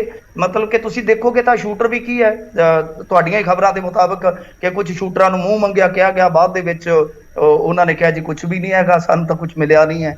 ਮਤਲਬ ਕਿ ਇਸ ਕਦਰ ਮਹਿੰਗੇ ਹੋਟਲਾਂ 'ਚ ਠਹਿਰਨਾ, ਇਹ ਸਾਰੀਆਂ ਚੀਜ਼ਾਂ ਜਿਹੜੀਆਂ ਨੇ। ਸੋ ਇੱਥੇ ਜਿਹੜਾ ਹੁਣ ਜਦੋਂ ਤੁਸੀਂ ਕਬੱਡੀ 'ਚ ਵੀ ਦੇਖੋਗੇ, ਕਬੱਡੀ ਦੇ ਵਿੱਚ ਪੈਸਾ ਬਹੁਤ ਜ਼ਿਆਦਾ ਆ ਗਿਆ ਜੀ। ਕਿਸੇ ਸਮੇਂ 5000 ਤੇ ਕੱਪ ਹੋ ਜਾਂਦਾ ਸੀਗਾ, ਅੱਜ ਮੇਰੇ ਖਿਆਲ ਦੇ ਨਾਲ $5000 ਲੱਗ ਜਾਂਦਾ ਇੱਕ ਕਬੱਡੀ ਤੇ। ਤਾਂ ਜਦੋਂ ਪੈਸਾ ਆ ਗਿਆ ਤਾਂ ਜਿਹੜੇ ਕ੍ਰਿਮੀਨਲ ਸਾਈਕੀ ਵਾਲੇ, ਜਿਨ੍ਹਾਂ ਦੀ ਸਾਈਕੀ ਇਹ ਆ ਕਿ ਯਾਰ 5-10 ਸਾਲਾਂ ਦੇ ਵਿੱਚ ਜਾਂ ਅੰਦਰ ਬੈਠੇ ਆ, ਵੱਧ ਤੋਂ ਵੱਧ ਪੈਸਾ ਇਕੱਠਾ ਕਰਨਾ ਹੈ। ਉਹ ਪੈਸਾ ਚਾਹੇ ਕਬੱਡੀ ਚੋਂ ਆਵੇ, ਚਾਹੇ ਉਹ ਕਿਸੇ ਹੋਰ ਗੇਮ ਚੋਂ ਆਵੇ, ਚਾਹੇ ਉਹ ਫਿਰੌਤੀਆਂ 'ਚ, ਰੰਗਦਾਰੀਆਂ 'ਚ, ਵਸੂਲੀਆਂ 'ਚ ਆਵੇ। ਮਿਊਜ਼ਿਕ ਇੰਡਸਟਰੀ ਤੋਂ ਕਿੰਨਾ ਇਕੱਠਾ ਉਹ ਕਰ ਗਏ ਆ, ਤੁਸੀਂ ਦੇਖੋ ਕਿੰਨਾ ਮਸਲਾ ਵੱਡਾ ਖੜਾ ਹੁੰਦਾ ਹੈ। ਉਦਯੋਗਪਤੀਆਂ ਤੋਂ ਕਿੰਨਾ ਖੜਾ ਕਰ ਗਿਆ ਪੈਸਾ, ਉਹ ਲੈ ਕੇ ਆਪਣੀ ਸਰਮਾਏਦਾਰੀ ਇਕੱਠੀ ਕਰ ਗਏ। ਤਾਂ ਮੇਰੇ ਕਹਿਣ ਦਾ ਮਤਲਬ ਇਹ ਆ ਕਿ ਇੱਥੇ ਜਿਹੜਾ ਮਾਹੌਲ ਆ, ਵੈਸੇ ਤਾਂ ਉਧਰੋਂ ਡਰੱਗ ਦੇ ਜਰੀਏ ਆਪਾਂ ਕਹਿ ਲਈਏ ਕਿ ਮਨੀ ਅਰਨ ਕਰਨ ਦਾ ਇੱਕ ਲਲਕ ਸਵਾਰ ਹੈ, ਇੱਥੇ ਕਾਨੂੰਨ ਦੂਜੇ ਤਰ੍ਹਾਂ ਨਾਲ ਹੈ ਕਿ ਡਰਾ ਕੇ ਲੈ ਲਓ ਜੀ, ਇਧਰੋਂ ਲੈ ਲਓ, ਉਧਰੋਂ ਲੈ ਲਓ, ਲੁੱਟ ਕਰ ਲਓ, ਖਸੁੱਟ ਕਰ ਲਓ। ਤਾਂ ਕਬੱਡੀ ਦੇ ਵਿੱਚ ਜਦੋਂ ਇਹ ਸਾਰੇ ਵੜੇ ਜੀ, ਮਤਲਬ ਕਿ ਜਿਹੜੇ ਇਹ ਕ੍ਰਿਮੀਨਲ ਐਲੀਮੈਂਟ ਵੜੇ, ਉਹਦੀ ਇੱਕ ਸਭ ਤੋਂ ਵੱਡੀ ਮਿਸਾਲ 2020 ਦੇ ਵਿੱਚ ਡੀਜੀ ਨੂੰ ਕੰਪਲੇਂਟ ਹੋਈ ਸੀ ਉਸ ਟਾਈਮ ਮੇਰੇ ਖਿਆਲ ਦੇ ਨਾਲ ਕਿ ਬਾਈ ਇਸ ਤਰ੍ਹਾਂ ਇਨਵੋਲਵਮੈਂਟ ਹੋ ਰਹੀ ਹੈ। ਵਕਤ ਰਹਿੰਦੇ ਆ ਜੇ ਐਕਸ਼ਨ ਲੈ ਜਾਂਦੇ ਤਾਂ ਮੇਰੇ ਖਿਆਲ ਦੇ ਨਾਲ ਕੁਝ ਹੋ ਸਕਦਾ ਸੀਗਾ। ਇੱਕ ਫੈਡਰੇਸ਼ਨ ਦੇ ਮੇਰੇ ਖਿਆਲ ਦੇ ਨਾਲ ਮੁਖੀ ਸੀਗੇ, ਉਹਨਾਂ ਨੇ ਬਕਾਇਦਾ ਪੱਤਰ ਲਿਖਿਆ ਸੀਗਾ ਉਸ ਟਾਈਮ। ਤਾਂ ਜਦੋਂ ਅਸੀਂ ਮਤਲਬ ਕਿ ਵੇਲੇ ਸਿਰ ਜਾਗਣਾ ਹੀ ਨਹੀਂ ਹੈ। ਹੁਣ ਕ੍ਰਿਮੀਨਲ ਸਾਈਕੀ ਤਾਂ ਜਿੰਨੇ ਮਿੱਥੇ ਆ ਕਿ ਮੈਂ ਮਰਨਾ ਹੈ 5 ਸਾਲ 'ਚ, 10 ਸਾਲ ਦੇ ਵਿੱਚ ਪੈਸਾ ਵੱਧ ਤੋਂ ਵੱਧ ਇਕੱਠਾ ਕਰਨਾ ਹੈ, ਉਹਨੂੰ ਤਾਂ ਜੇ ਕਿਤੇ ਮੰਨ ਲਓ ਖੂਹ ਦੇ ਵਿੱਚ ਡਿੱਗਿਆ, ਉਹਨੂੰ ਪਤਾ ਹੋਵੇ ਕਿ ਇੱਥੋਂ ਵੀ ਮੈਂ ਕੱਢਣਾ ਤੇ ਖੂਹ ਦੇ ਵਿੱਚ ਸਾਰ ਜਿੰਨੇ ਦੁਨੀਆ ਦੇ ਮਖਿਆਲ ਲਾ ਦੋ ਤਦ ਵੀ ਉਤਰਨ ਦਾ ਯਤਨ ਕਰੇਗਾ ਵਿੱਚ। ਮੈਂ ਅਗਲਾ ਸਵਾਲ ਲੈ ਕੇ ਸਰ ਤੁਹਾਡੇ ਕੋਲ ਆਉਂਗਾ। ਮੈਂ ਇੱਕ ਵਾਰੀ ਦਿਲਬਾਗ ਜੀ ਦਾ ਰੁਖ ਕਰ ਲਵਾਂ। ਦਿਲਬਾਗ ਸਿੰਘ ਪੰਨੂ ਜੀ ਸਾਡੇ ਨਾਲ ਜੁੜੇ ਹੋਏ ਨੇ। ਸਰ ਮੈਂ 2 ਚੀਜ਼ਾਂ, ਇੱਕ ਤਾਂ ਤੁਸੀਂ ਜ਼ਿਕਰ ਕੀਤਾ ਸੀਗਾ ਕਿ ਜਿਹੜੀ ਇਹ ਪੰਜਾਬ ਦੀ ਨੌਜਵਾਨ ਪੀੜ੍ਹੀ ਹੈ ਜਾਂ ਕਹੀਏ ਕਿ ਕਈ ਨੌਜਵਾਨ ਭਟਕੇ ਹੋਏ ਨੇ, ਇਹ ਕਿਉਂ ਲੱਗ ਰਿਹਾ ਸਰ ਤੁਹਾਨੂੰ? ਤੇ ਦੂਜਾ, ਪੰਜਾਬ ਦੇ ਵਿੱਚ ਜਿਹੜੇ ਇਹ ਗੈਂਗਸਟਰਸ ਹੈਗੇ ਨੇ ਜਾਂ ਫਿਰ ਜਿਹੜੇ ਗੈਂਗਸਟਰਵਾਦ ਦਾ ਪੂਰਾ ਸਿਨਾਰੀਓ ਇਸ ਸਮੇਂ ਨਜ਼ਰ ਆਉਂਦਾ ਹੈ, ਇਹਨਾਂ ਦੀ ਐਂਟਰੀ ਇਸ ਸਮੇਂ ਸਭ ਤੋਂ ਜ਼ਿਆਦਾ ਕਿਹਨਾਂ ਦੇ ਵਿੱਚ ਹੋ ਰਹੀ ਹੈ, ਕਿਹਨਾਂ ਦੇ ਥਰੂ ਹੋ ਰਹੀ ਹੈ? ਕਿ ਕਬੱਡੀ ਲੀਗਸ ਨੂੰ ਦੇਖਿਆ ਜਾਵੇ ਜਾਂ ਇਹ ਸਮਝਿਆ ਜਾਵੇ ਕਿ ਸ਼ਾਇਦ ਸਰਕਾਰਾਂ ਕਬੱਡੀ ਲੀਗ ਵਾਲੇ ਪਾਸੇ ਉਸ ਤਰੀਕੇ ਨਾਲ ਧਿਆਨ ਦੇ ਹੀ ਨਹੀਂ ਰਹੀਆਂ ਔਰ ਬਹੁਤ ਵੱਡੇ ਪੱਧਰ ਦੇ ਉੱਤੇ ਕੋਈ ਨੈਕਸਸ ਚੱਲ ਰਿਹਾ ਹੈ? ਦੇਖੋ, ਕਬੱਡੀ ਕੁਝ ਇਨਸੀਡੈਂਟਸ ਹੋਏ ਨੇ ਕਬੱਡੀ ਨਾਲ ਰਿਲੇਟਡ। ਸਾਰੇ ਕਬੱਡੀ ਪਲੇਅਰਸ ਨੂੰ ਵੀ ਆਪਾਂ ਗਲਤ ਨਹੀਂ ਕਹਿ ਸਕਦੇ। ਜਿਹੜਾ ਯੂਥ ਹੈ, ਜਿਹੜਾ ਈਜ਼ੀ ਮਨੀ ਅਰਨ ਕਰਨ ਦਾ ਤਰੀਕਾ ਹੈ, ਉਹ ਜਿਹੜਾ ਆਪਾਂ ਹੀਰੋ ਨਾਲ ਜਿਹਨੂੰ ਆਪਾਂ ਚਿੱਟਾ ਕਹਿ ਦਿੰਦੇ ਹਾਂ, ਇਹ ਜਦੋਂ ਹਰ ਬੰਦਾ ਚਾਹੁੰਦਾ ਕਿ ਮੈਂ ਇੱਕਦਮ ਅਮੀਰ ਹੋ ਜਾ, ਇਹ ਫਿਰ ਜਦੋਂ ਇੱਕ ਜਿਹੜਾ ਖੰਡ ਦਾ ਦਾਣਾ ਹੁੰਦਾ, ਉਹਨੂੰ ਦਾਣਾ ਕਹਿੰਦੇ ਆ, ਜਿਹੜਾ ਪਰਚੂਨ 'ਚ ਵਿਕਦੀ ਆ ਹੀਰੋਇਨ, ਉਹ ਇੱਕ ਦਾਣਾ ਖੰਡ ਦਾ 300 ਰੁਪਏ ਦਾ ਵਿਕਦਾ। ਜਦੋਂ ਕਿਲੋ 'ਚ ਆਉਂਦੀ, ਉਹ ਲੱਖਾਂ 'ਚ ਆਉਂਦੀ, ਮੁੜ ਕੇ ਉਹ ਕਰੋੜਾਂ 'ਚ ਹੋ ਜਾਂਦੀ ਹੈ। ਫਿਰ ਇਹਨਾਂ ਦੇ ਆਪਸ 'ਚ ਇੱਕ ਦੂਜੇ ਦੇ ਪੈਸੇ ਮਾਰ ਲਏ, ਉਹਨੇ ਉਹਦਾ ਦਾਗ ਪੱਟ ਲਿਆ, ਸਾਰਾ ਦਿਨ ਇਹਨਾਂ ਦੇ ਮੁੜ ਕੇ ਨਸ਼ੇ 'ਚ ਕੋਈ ਮਰ ਗਿਆ, ਕਿਸੇ ਨੇ ਕੁਛ ਕਰ ਦਿੱਤਾ। ਤੇ ਇਹ ਪੈਸੇ ਦੀ ਲਾਲਚ ਜਿਹੜੀ ਹੈ, ਮੇਰਾ ਜੋ ਤਜਰਬਾ, ਛੇਤੀ ਪੈਸਾ ਅਮੀਰ ਹੋ ਜਾਈਏ ਔਰ ਉਹ ਆਪ ਵੀ ਮੁੜ ਕੇ ਲੱਗ ਜਾਂਦੇ ਆ ਤੇ ਆਪ ਵੀ ਛੇਤੀ ਉਹ ਮਰ ਜਾਂਦੇ ਨੇ। ਤੇ ਇਸ ਕਰਕੇ ਚੰਦ ਕੇ ਬੰਦੇ ਸਿਆਣੇ ਵੀ ਆ ਜਿਨ੍ਹਾਂ ਨੇ ਬਣਾਇਆ, ਉਹਨਾਂ ਨੇ ਤੁਹਾਡੇ ਬਿਆਨ ਤੋਂ ਇਹ ਸਮਝਾਂ ਕਿ ਪੰਜਾਬੀਆਂ 'ਚ ਮਿਹਨਤ ਕਰਨ ਵਾਲੀ, ਜਿਹੜੇ ਅਜਿਹੇ ਪਾਸੇ ਨੂੰ ਤੁਰੇ ਹੋਏ ਨੇ, ਉਹਨਾਂ ਦੇ ਵਿੱਚ ਮਿਹਨਤ ਕਰਨ ਵਾਲੀ ਪ੍ਰਵਿਰਤੀ ਘਟ ਰਹੀ ਹੈ। ਕਿਉਂਕਿ ਅਮੀਰ ਤਾਂ ਹਰ ਕੋਈ ਹੋਣਾ ਚਾਹੁੰਦਾ, ਪਰ ਮਿਹਨਤ ਤਾਂ ਉਸ ਦੇ ਲਈ ਕਰਨੀ ਹੋਏਗੀ ਨਾ, ਨਾਮ ਕਮਾਉਣਾ ਤਾਂ ਮਿਹਨਤ ਤਾਂ ਕਰਨੀ ਪਏਗੀ। ਬਹੁਤ ਨੇ ਪੰਜਾਬੀਆਂ ਨੇ ਮਿਹਨਤਾਂ ਬਹੁਤ ਕੀਤੀਆਂ ਨੇ। ਮੈਂ ਬਾਹਰ ਕੈਨੇਡਾ, ਅਮਰੀਕਾ, ਇੰਗਲੈਂਡ ਜਾ ਕੇ ਦੇਖ ਕੇ ਆਇਆ।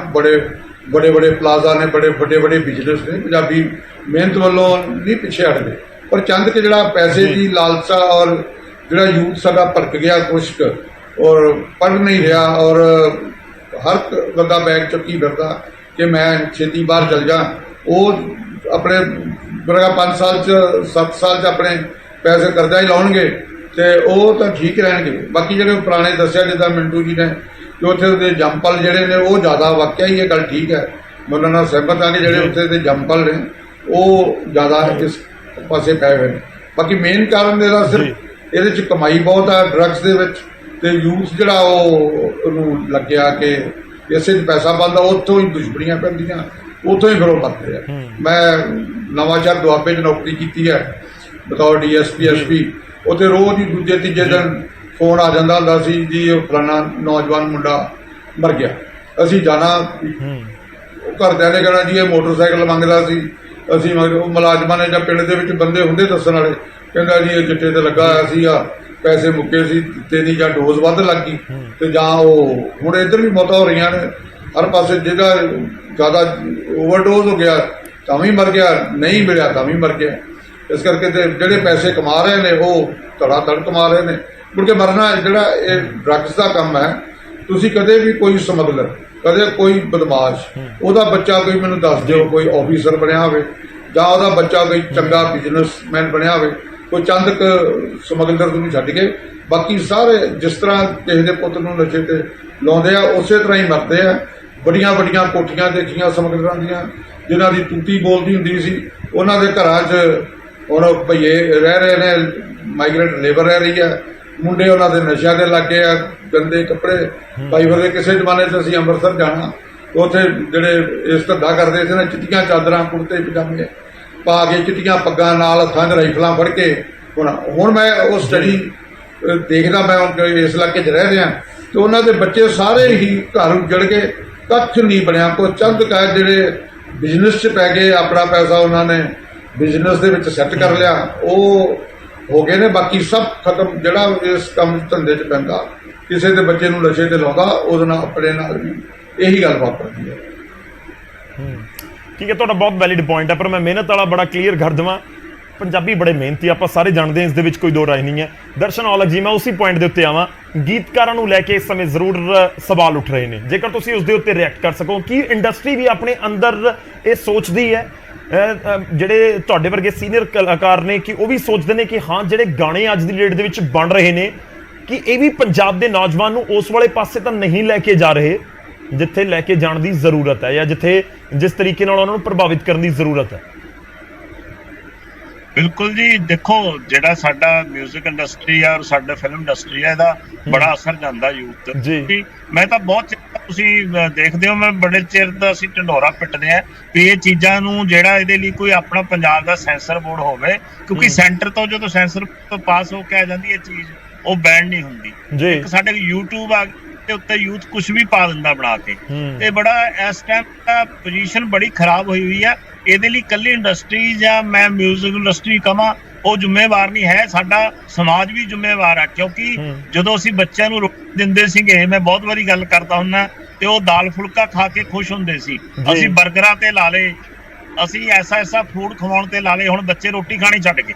ਇਹਦੇ ਪਿੱਛੇ ਜ਼ਿੰਮੇਵਾਰ ਪਰਿਵਾਰ ਵੀ ਨੇ, ਪੰਜਾਬ ਦੇ ਲੋਕ ਵੀ ਨੇ, ਸਾਡਾ ਪ੍ਰਸ਼ਾਸਨ ਵੀ ਹੈ, ਸਾਡੀਆਂ ਸਰਕਾਰਾਂ ਵੀ ਨੇ, ਅਸੀਂ ਸਾਰੇ ਜ਼ਿੰਮੇਵਾਰ। ਜਿਵੇਂ ਦਿਲਬਾਗ ਜੀ ਗੱਲ ਕਰ ਰਹੇ ਸੀ, ਇਹਦੇ ਪਿੱਛੇ ਸਭ ਤੋਂ ਵੱਡਾ ਵਰਲਡ ਵਾਈਡ ਜਿਹੜਾ ਬਿਜ਼ਨਸ ਹੈ ਡਰੱਗ ਦਾ, ਉਹ ਜ਼ਿੰਮੇਵਾਰ ਆ, ਜਿਹਨੇ ਕਾਲਜਾਂ ਦੇ ਵਿੱਚ ਐਂਟਰੀ ਕਰਕੇ ਇਹ ਡਰੱਗ ਤੋਂ ਗੈਂਗਸਟਰ ਪੈਦਾ ਹੋਏ, ਜਿਹਦੇ ਪਿੱਛੇ ਸਰਕਾਰਾਂ ਜ਼ਿੰਮੇਵਾਰ ਪਿਛਲੀਆਂ ਸਾਡੀਆਂ, ਉੱਥੋਂ ਇਹ ਗੈਂਗਸਟਰ ਨਿਕਲੇ।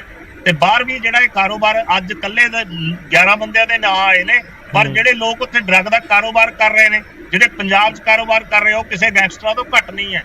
ਜਿਹੜਾ ਸਾਡਾ ਯੂਥ ਮਰ ਰਿਹਾ, ਸਾਡੀਆਂ ਮਾਵਾਂ ਮਰ ਰਹੀਆਂ ਨੇ ਦੇਖ ਕੇ, ਸਾਡਾ ਹਾਲ ਕੀ ਹੋ ਰਿਹਾ ਜੀ ਪੰਜਾਬ ਦਾ। ਇਹਦੇ ਪਿੱਛੇ ਤੁਹਾਨੂੰ ਚੈਨਲਾਂ ਨੂੰ, ਸਾਡੇ ਮੀਡੀਆ ਨੂੰ, ਹਰ ਵਰਗ ਨੂੰ ਗੰਭੀਰ ਹੋਣਾ ਪਊਗਾ। ਅਸੀਂ ਇਹ ਨਾ ਸੋਚੀਏ ਵੀ ਪਿੰਡ 'ਚ ਫਲਾਣੇ ਦਾ ਮੁੰਡਾ ਨਸ਼ਾ ਖਾਂਦਾ ਹੈ ਤੇ ਮਰੇ, ਸਾਨੂੰ ਕੀ ਲੈਣਾ। ਅਸੀਂ ਇਹ ਸੋਚੀਏ ਵੀ ਉਹਨਾਂ ਦਾ ਖਾਂਦਾ, ਸਾਡਾ ਵੀ ਖਾ ਰਿਹਾ। ਇਹ ਸੋਚ ਲੈ ਕੇ ਸਾਨੂੰ ਪੰਜਾਬ ਬਚਾਉਣਾ ਪਊਗਾ। ਜਿਹੜੇ ਬਾਹਰ ਯੂਥ ਬੈਠੇ ਆ ਉਹਨਾਂ ਨੂੰ ਬਚਾਉਣਾ ਪਊਗਾ। ਗੈਂਗਸਟਰ ਕੌਣ ਆ, ਕਿੱਥੇ ਕਿਸੇ ਦੇ ਜਗ੍ਹਾ ਤੋਂ ਉਹਨਾਂ ਦਾ ਘਰ ਹੈਗਾ ਨਾ ਜੀ, ਕਿਸੇ ਜਗ੍ਹਾ ਤਾਂ ਰਹਿੰਦੇ ਆ, ਉਹ ਪਤਾ ਹੁੰਦਾ ਕਿਹੜੇ ਪਰਿਵਾਰ ਦੇ ਬੱਚੇ ਆ, ਰਾਤ ਬਰਾਤੇ ਤੁਹਾਡੀ ਗੱਲ ਸਰ ਬਿਲਕੁਲ ਵੈਲਿਡ ਹੈ। ਪਰ ਦੇਖੋ, ਦੂਜਾ ਪੁਆਇੰਟ ਇਹ ਵੀ ਹੈ ਕਿ ਜਿਹੜੀਆਂ ਇਹ ਗੱਲਾਂ ਨੇ, ਜਾਂ ਜੋ ਆਪਾਂ ਅੱਜ ਚਰਚਾ ਵੀ ਕਰ ਰਹੇ ਹਾਂ, ਇਹ ਹਰ ਘਰ ਗੱਲ ਹੁੰਦੀ ਹੈ ਕਿ ਦੇਖੋ ਜੀ ਗੈਂਗਸਟਰਾਂ ਦੇ ਖਿਲਾਫ, ਨਸ਼ੇ ਦੇ ਖਿਲਾਫ ਜੇ ਪੰਜਾਬ ਦੀ ਨੌਜਵਾਨੀ ਗਲਤ ਥਾਂ ਦੇ ਉੱਤੇ ਜਾ ਰਹੀ ਹੈ, ਗਲਤ ਪਾਸੇ ਜਾ ਰਹੀ ਹੈ ਤਾਂ ਇਸ ਦੇ ਖਿਲਾਫ ਕੰਮ ਹੋਵੇ। ਹੁਣ ਪੁਆਇੰਟ ਇਹ ਕਿ ਕਰੇਗਾ ਕੌਣ? ਇੱਕ ਤੁਸੀਂ ਜ਼ਿੰਮੇਵਾਰੀ ਨਿਊਜ਼ ਚੈਨਲਸ ਦੀ ਲਗਾ ਰਹੇ ਹੋ, ਲਾਜ਼ਮੀ ਤੌਰ ਤੇ ਹੈ ਕਿ ਅਸੀਂ ਐਸੀਆਂ ਡਿਬੇਟਸ ਤੇ ਜਾਂ ਫਿਰ ਐਸੀਆਂ ਪ੍ਰੋਗਰਾਮਸ ਲੈ ਕੇ ਆਈਏ ਜਿਹੜੇ ਲੋਕਾਂ ਤੱਕ ਪਹੁੰਚਣ। ਪਰ ਮੈਂ ਦੁਬਾਰਾ ਦਰਸ਼ਨ ਔਲਖ ਜੀ, ਤੁਹਾਨੂੰ ਲੱਗਦਾ ਕਿ ਜਿਹੜੇ ਗੈਂਗਸਟਰਾਂ ਦੇ ਉੱਤੇ ਗਾਣੇ ਆ ਇਹ ਪ੍ਰਭਾਵਿਤ ਕਰ ਰਹੇ ਨੇ? ਮੈਂ ਸਪੈਸੀਫਿਕਲੀ ਕਿਉਂਕਿ ਦਿਲਬਾਗ ਜੀ ਨੇ ਜ਼ਿਕਰ ਕਰ ਦਿੱਤਾ ਸੀ ਕੁਝ ਸਿੰਗਰਸ ਦਾ, ਇੱਕ ਗਾਣੇ ਦਾ ਵੀ ਜ਼ਿਕਰ ਕਰ ਦਿੱਤਾ ਸੀ, ਪਰ ਇੱਕ ਸਿੰਗਰ ਜਾਂ ਇੱਕ ਗਾਣਾ ਨਹੀਂ ਹੈ। ਤੁਸੀਂ ਅੱਜ ਦੇਖੋ ਹਰ ਇੱਕ ਚੀਜ਼ ਗਾਣਿਆਂ ਦੇ ਵਿੱਚ ਬੋਲ ਦਿੱਤੀ ਜਾਂਦੀ ਹੈ ਕਿ ਕਿੰਨੇ ਦੀ ਪਿਸਟਲ ਆਉਂਦੀ ਹੈ। ਪਹਿਲਾਂ ਮੈਨੂੰ ਲੱਗਦਾ ਕਿ ਪੰਜਾਬ ਦੇ ਨੌਜਵਾਨਾਂ ਨੂੰ ਗਲੌਕ ਨਹੀਂ ਪਤਾ ਹੁੰਦਾ ਹੋਣਾ ਕਿ ਹੁੰਦਾ ਕੀ ਹੈ, ਗੋਲੀ ਦਾ ਕਿੰਨੇ ਦਾ ਰੌਂਦ ਆਉਂਦਾ। ਹਰ ਇੱਕ ਗੱਲ ਗਾਣੇ 'ਚ ਕੱਲੀ ਕੱਲੀ ਬੋਲ ਕੇ ਲੋਕਾਂ ਨੂੰ, ਮੁੰਡਿਆਂ ਨੂੰ ਸਮਝਾ ਦਿੱਤੀ ਕਿ ਆਹ ਕੁਝ ਹੋ ਰਿਹਾ ਹੈ। ਬਿਲਕੁਲ ਬਿਲਕੁਲ ਮੈਂ ਤੁਹਾਡੇ ਨਾਲ ਸਹਿਮਤ ਹਾਂ। ਇਹ ਗਾਣਿਆਂ ਦਾ ਅਸਰ ਇੰਨਾ ਜ਼ਿਆਦਾ ਕਿੱਥੇ ਹੋਇਆ, ਕਿਉਂਕਿ ਇਹ ਸਾਡੇ ਵਿਆਹਾਂ ਸ਼ਾਦੀਆਂ 'ਚ ਅਸੀਂ ਲੱਖਾਂ ਰੁਪਇਆ ਖਰਾਬ ਕਰਦੇ ਆ, ਨਾਲੇ ਉੱਥੇ ਗੋਲੀਆਂ ਚੱਲ ਕੇ ਆਪਦੇ ਪਰਿਵਾਰ ਦੇ ਮੈਂਬਰ ਮਾਰ ਲੈਂਦੇ ਆ। ਉੱਥੇ ਗਾਣੇ ਚੱਲ ਰਹੇ ਹੁੰਦੇ ਚੀਜ਼ਾਂ ਦੇ ਉੱਤੇ, ਡਾਂਸਰਾਂ ਨੱਚ ਰਹੀਆਂ ਹੁੰਦੀਆਂ। ਅਸੀਂ ਕਿਹੜਾ ਕਲਚਰ ਪ੍ਰਮੋਟ ਕਰਤਾ ਪੰਜਾਬ ਦੇ ਵਿੱਚ? ਸਾਡਾ ਪਰਿਵਾਰ, ਅਸੀਂ ਜ਼ਿੰਮੇਵਾਰ ਆ।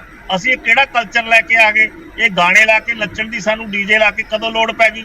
ਚੰਗੀਆਂ ਭਲੀਆਂ ਪਿੰਡਾਂ 'ਚ ਸਿੱਠੀਆਂ ਗਾਉਂਦੀਆਂ ਸੀ ਜਨਾਨੀਆਂ, ਭੰਗੜੇ ਪੈਂਦੇ ਸੀ ਢੋਲ ਦੇ ਉੱਤੇ। ਇਹ ਕਲਚਰ ਜਦੋਂ ਦਾ ਆਇਆ ਉਦੋਂ ਦਾ ਪੰਜਾਬ ਬਰਬਾਦ ਹੋਣਾ ਸ਼ੁਰੂ ਹੋ ਗਿਆ। ਜਦੋਂ ਕੋਠੀਆਂ ਬਣਨ ਲੱਗ ਗਈਆਂ, ਸਾਡੇ ਸੁਪਨੇ ਵੱਡੇ ਹੋ ਗਏ, ਅਸੀਂ ਕੰਮ ਧੰਦੇ ਆਪ ਛੱਡ ਦਿੱਤੇ, ਭਈਆਂ ਨੂੰ ਲਾ ਦਿੱਤਾ, ਉਦੋਂ ਤੋਂ ਪੰਜਾਬ ਦੀ ਬਰਬਾਦੀ ਸ਼ੁਰੂ ਹੋ ਗਈ ਸੀ।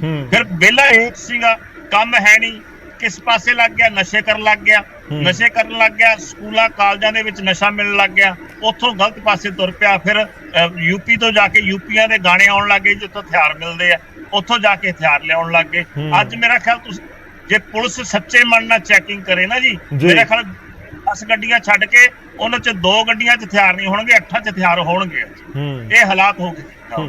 ਠੀਕ ਹੈ, ਮੈਂ ਦਿਲਬਾਗ ਜੀ ਇੱਕ ਛੋਟਾ ਜਿਹਾ ਰਿਐਕਸ਼ਨ ਤੁਹਾਡਾ ਇਹਦੇ ਉੱਪਰ ਚਾਹੂੰਗਾ। ਇੱਕ ਤਾਂ ਦੇਖੋ ਪੁਲਿਸ ਕਹਿੰਦੇ ਚੈਕਿੰਗ ਜੇ ਕਰੇ ਤਾਂ ਇਸ ਤਰੀਕੇ ਦੀ ਤਸਵੀਰ ਹੋਊਗੀ, ਤੇ ਇੱਕ ਹੋਰ ਪੁਆਇੰਟ, ਸ਼ਾਇਦ 2 ਸਾਲ ਪਹਿਲਾਂ ਇੱਕ ਵੱਡੇ ਸਿੰਗਰ ਨੇ ਪੰਜਾਬ ਦੇ, ਉਹਨਾਂ ਦੇ ਨਾਲ ਮੇਰੀ ਗੱਲਬਾਤ ਹੋ ਰਹੀ ਸੀ, ਮੈਂ ਉਹਨਾਂ ਦਾ ਨਾਮ ਨਹੀਂ ਲਵਾਂਗਾ।